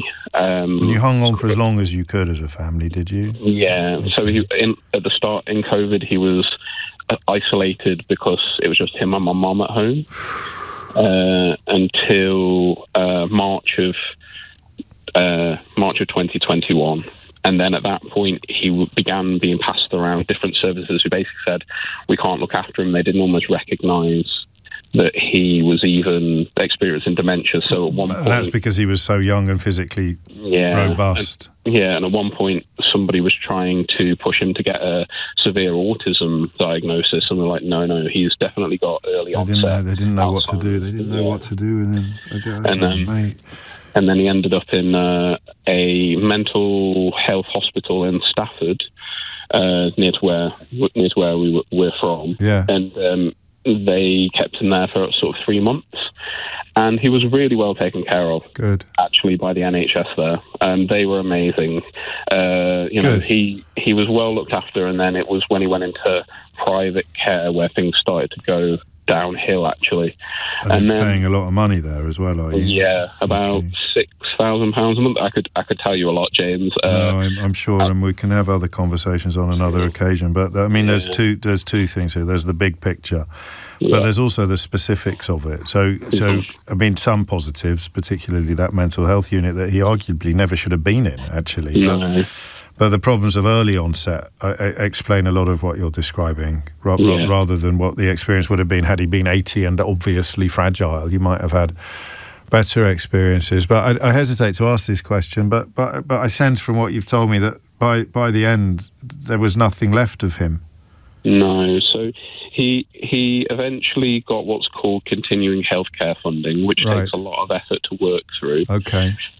But we watched him gradually deteriorate. So, Christmas time, you can imagine, is a tricky one. Last Christmas, the last glimpse of him I really saw was getting some really sour pickled onions from a supermarket. and I used to take him food that he really enjoyed as his last glimmer of quality of life. Got it. And feeding him a pickled onion and watching his eyes light up was a moment that I'll cherish for the rest of my life. Oh, mate. But yeah, it was a slow deterioration, and you sort of experience a small death. Every time you visit, it's like a little death every time. That's beautifully put, and no, not easy, but so powerful. Thank you. And that idea of lordy, being on your Todd, really, to deal with it until you are thrown at the mercy, really, of whatever systems are in place. Some of which will be suboptimal, some of which will be up to the job, and some of which will be profoundly worrying. Some of which will be wonderful. I don't know where you even begin to get a handle on what the national picture is. Phil, thank you, and I'm so sorry for your loss. I really am. The time is 12:30. You're listening to James O'Brien on LBC, where Amelia Cox has your headlines. James O'Brien on LBC. 33 minutes after 12 is the time. That attacks on those boats in the United States still making quite a lot of news. Didn't have time to talk about it with Simon Marks, but rest assured that by any judgment or by any interpretation of international law, the administration is in extremely hot water. But of course, that is kind of tied to that conversation we had about the national security strategy. They are seeking to detach themselves both from the post-war settlement, from the post-war world order, and one has to imagine from international law. And by doing so, they also give a green light to other regimes, most obviously in Beijing and in Moscow, to continue to do exactly the same. It's so unprecedented. I find myself wondering what on earth we do to keep track of it from our point of view, the time we spend together. But that is not our concern this morning, or it's not our concern this hour, this afternoon. We're wondering about what happens. The Daily Mail launching a campaign, something it's very good at, but doing so in slightly strange circumstances by asking people who won't have any idea what dementia care in this country is like, what they think about dementia care. So I'm asking people who do know, who do have an idea, what is it like when you need help because of dementia in a loved one, with a loved one, and what do you find when you go looking? Emma is in Marlow. Emma, what would you like to say? Hi, James. Hello. Hi. I've been on this journey for 5 years. My husband was diagnosed 5 years ago. He probably had it a year and a half before that. Okay. And he wasn't my husband before he was diagnosed, actually. But anyway, as soon as he was diagnosed, I realised what the journey was going to be, what the path was going to be for him. So I moved in, and I'm the only one who cares for him. Wow. And as soon as the doctor's door shuts, there is nobody there.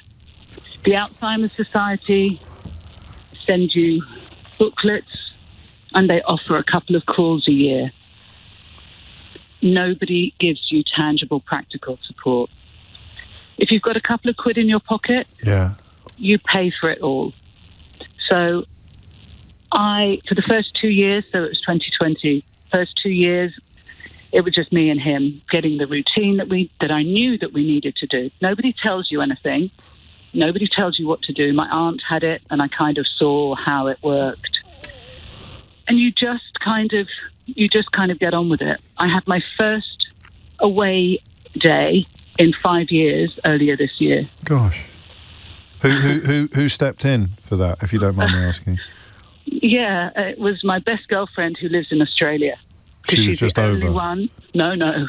She's the only one that I would have trusted to look after him. Right. So she came over and she allowed me to go away and to be completely comfortable leaving him with her. And But, you know, I am, it's impossible. It's really hard. It's really, really hard. And there is no tangible support. So the answer to my question is nothing. The answer is absolutely nothing. What then? I don't know if you know enough, but I mean, what if you weren't there? He would have gone into a home and he would have died. He would have died by now. So what I do is I reorientate him round. I get him back. There is somebody with him all the time. If it's not me, because I do go out and I do some sport, and I bring people in, and it's taken me a long time to find some carers that come in and they laugh with him and they joke and they do stuff around the house and they go for a walk with him. But you know, he was a very intelligent man. He still is, and you get lost thinking that he's still okay. 2 weeks ago, we were sitting in the kitchen and he looked up at the ceiling and he said, "Oh, I can see the planes landing at Heathrow. I mean, we're not far from Heathrow." And I said, "Where?" He said, "Up there, on the ceiling." Wow. And I looked horrified. And then I turned to him and he said, "Oh, they're now disembarking." And I just said, "I wonder where they've come from." But there is nobody at every turn. There is nobody that offers anything. And if he's sick, he's been into hospital twice. He comes out looking and acting like he's in a Jack Nicholson film. It's hideous, absolutely hideous. So we don't go out for dinner. We don't get ourselves involved in. We've never had COVID, hopefully, thankfully. Sure. Because I can't afford for him to be lost anymore. And you, I'm going to choose my words very carefully. Because I'm picking up two things. One is the absence of support, but also your determination to well, you only trust your one friend with him. So there might be other people listening who have felt that they had little choice or that they were more comfortable than you, relying on other provisions, other people, other systems. But I mean, if you wanted help and your standards were lower, I hope that's not an infelicitous turn of phrase. I think you've got it very quickly, actually. Would it have been there then? Would it have been there? No, there's nothing. I mean, you have to source everything yourself. Yeah. You have to find everything yourself. You know, as I say, if you've got a couple of quid, you just have to get on and sort it out. But we are getting to the stage, I think you're absolutely right, we're getting to the stage now where I think I have to get away. Sure, of course, otherwise you'll go. Well, I am slightly. Yeah. I always was a bit, but worse. Of course. And you know, the girls that come in now are like, "Emma, you really need to think about going away for a weekend every month." Yeah. But then the point is, what do I do? I don't know. How do you cut off? How do you relax? How do you not spend the whole time worrying about what's going to be happening because you're not there? Absolutely. Yeah. I mean, this is an extraordinary testimony, but obviously I could work out the answer to this question, but I want to hear it from you. How surprised have you been by what you have discovered? Not at all surprised, because I think I would have been surprised. I don't know why I've got this idea in the back of my head that there's someone you call like Ghostbusters. Because you haven't had any experience of dementia in your life, in your family. And I think my mum had a stroke and she got vascular dementia. And although there was a lot of support for her because she then had leukemia and she was surrounded by, so that's the point. If you get cancer, it's there. You get everything. Yeah. But if you have dementia, there is nothing. You might get a phone call, but I don't want a phone call, you know? Of course. You want help. You want someone to do what you're doing so that you can have a bit of time off from doing it. I need to find another me, and my friend in Australia was the other me. Just for a few days. Well, yeah, it was a week, but it was a few days. Wonderful. Yeah, it was, yeah. Good Lord. And so two things I'm also taking away from this is that, I mean, if you had no money or if there was no you, then you don't think he'd be here, do you? He wouldn't be here, no. And if he was, how do you even do the things that you could do because you're so clear what the consequences would be? Absolutely. Any sort of neat answer? Obviously, the campaign that the Daily Mail of all people have launched is needed. But is there any neat answer on what improvement looks like? What? I mean, So on social media, what you find is that the Alzheimer's Society are always campaigning. They're always advertising. Yeah.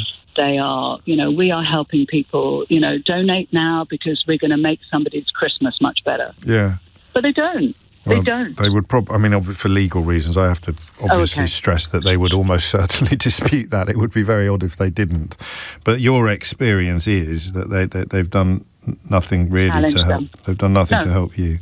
They've done nothing, and I challenge them on social media, and I've got Facebook groups of people whose spouses have Alzheimer's, and everybody is in agreement that the Alzheimer's Society, and there are no charities that support us, that our local councils don't support us, nobody support, and I'm not deemed as a carer for my husband. Why not?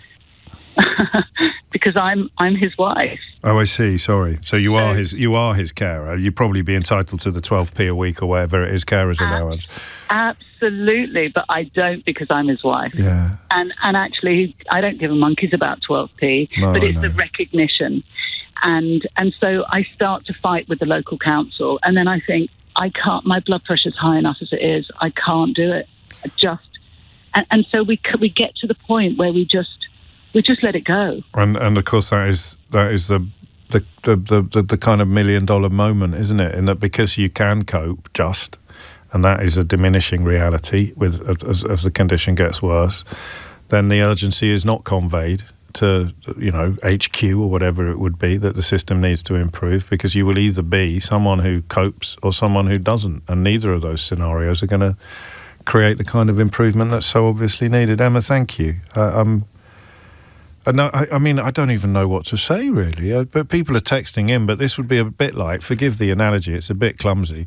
It would be a bit like you describing insomnia, and now my texters are saying, have you thought about counting sheep? Because I sense from this conversation that you've explored every imaginable avenue and found absolutely nothing. Absolutely nothing. And the Alzheimer's Society are going to get an awful lot of awareness and awful lot of money and no tangible support for the people that need it. And other people are getting in touch with different experiences, which is as pertinent. And I'm sure that the Alzheimer's Society would dispute some of what you've said, but they can't dispute what you've experienced and what you have lived. It is, however, 12:45, and there is room for more. There is room for better stories, different stories. Thank you, Emma. 12:45 is the time. James O'Brien on LBC. 12:47. I wonder what improvement would look like. Just on a slightly lighter note, a quick nod towards... is this Idiot's Corner, or am I missing the point of John's message from Bermondsey? Something missing today. No attack on Nigel Farage from LBC presenters. Calm day at last. I don't know. Are you complaining or are you... anyway, my bad. He has been referred to police over missing election expenses, as you should have heard, John, in almost every news bulletin that we have been carrying this morning. That is according to reports in the Daily Telegraph, of all places.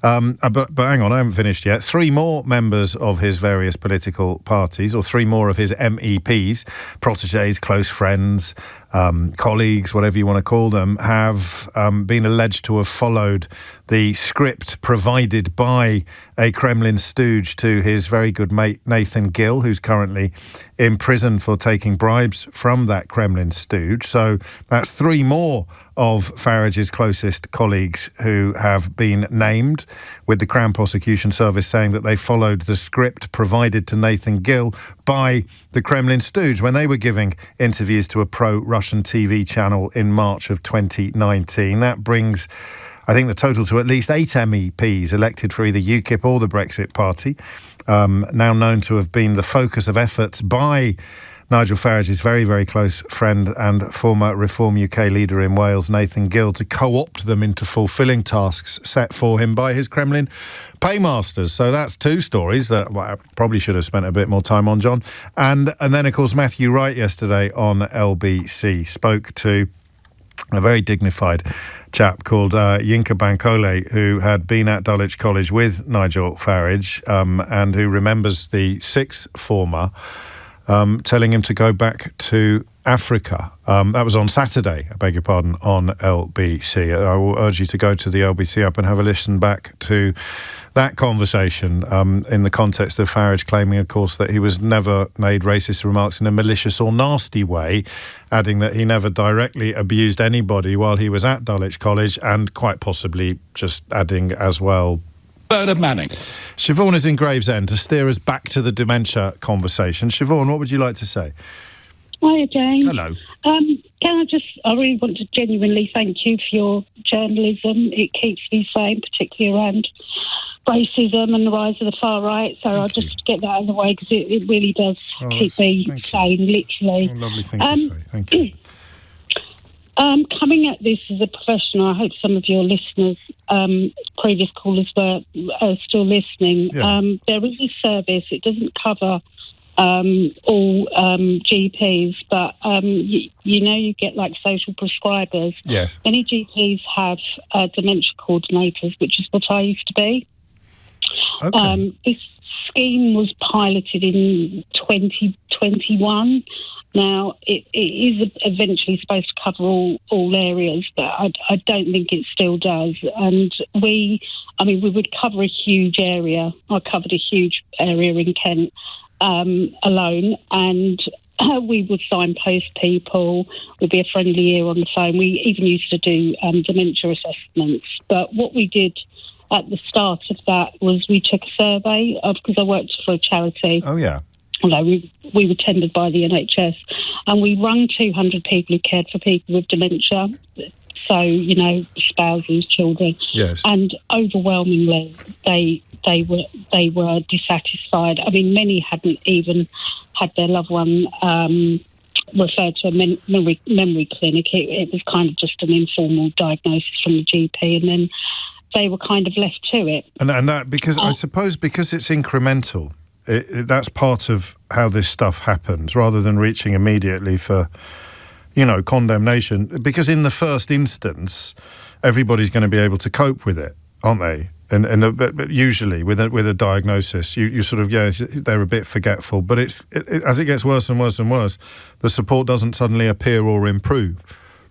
Sure, and I think services have declined, particularly since the pandemic. There was a lot of memory cafes and things like that that just didn't, which are lovely things. You could take along your husband, your wife, your mum, your dad, and meet other carers, and other people with dementia.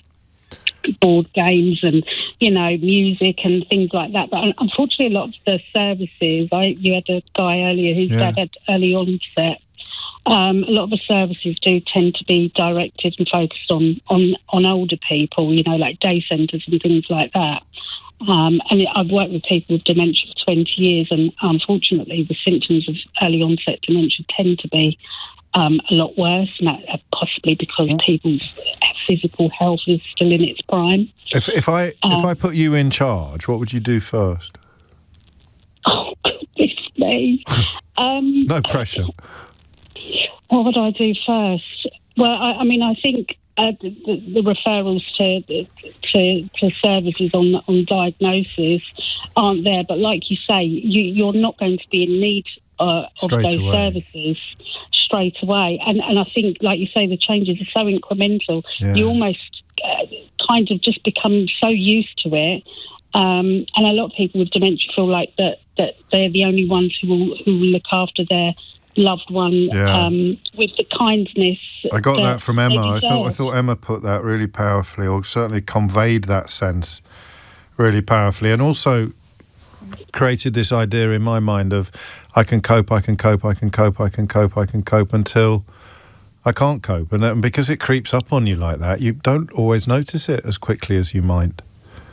All informal carers, have this mindset no matter what issues are. And what I said to your producer as well, because most people are elder, a lot of their main carers will themselves be older. Of course, it'll be a partner, won't it? It'll be a wife or a husband or a partner.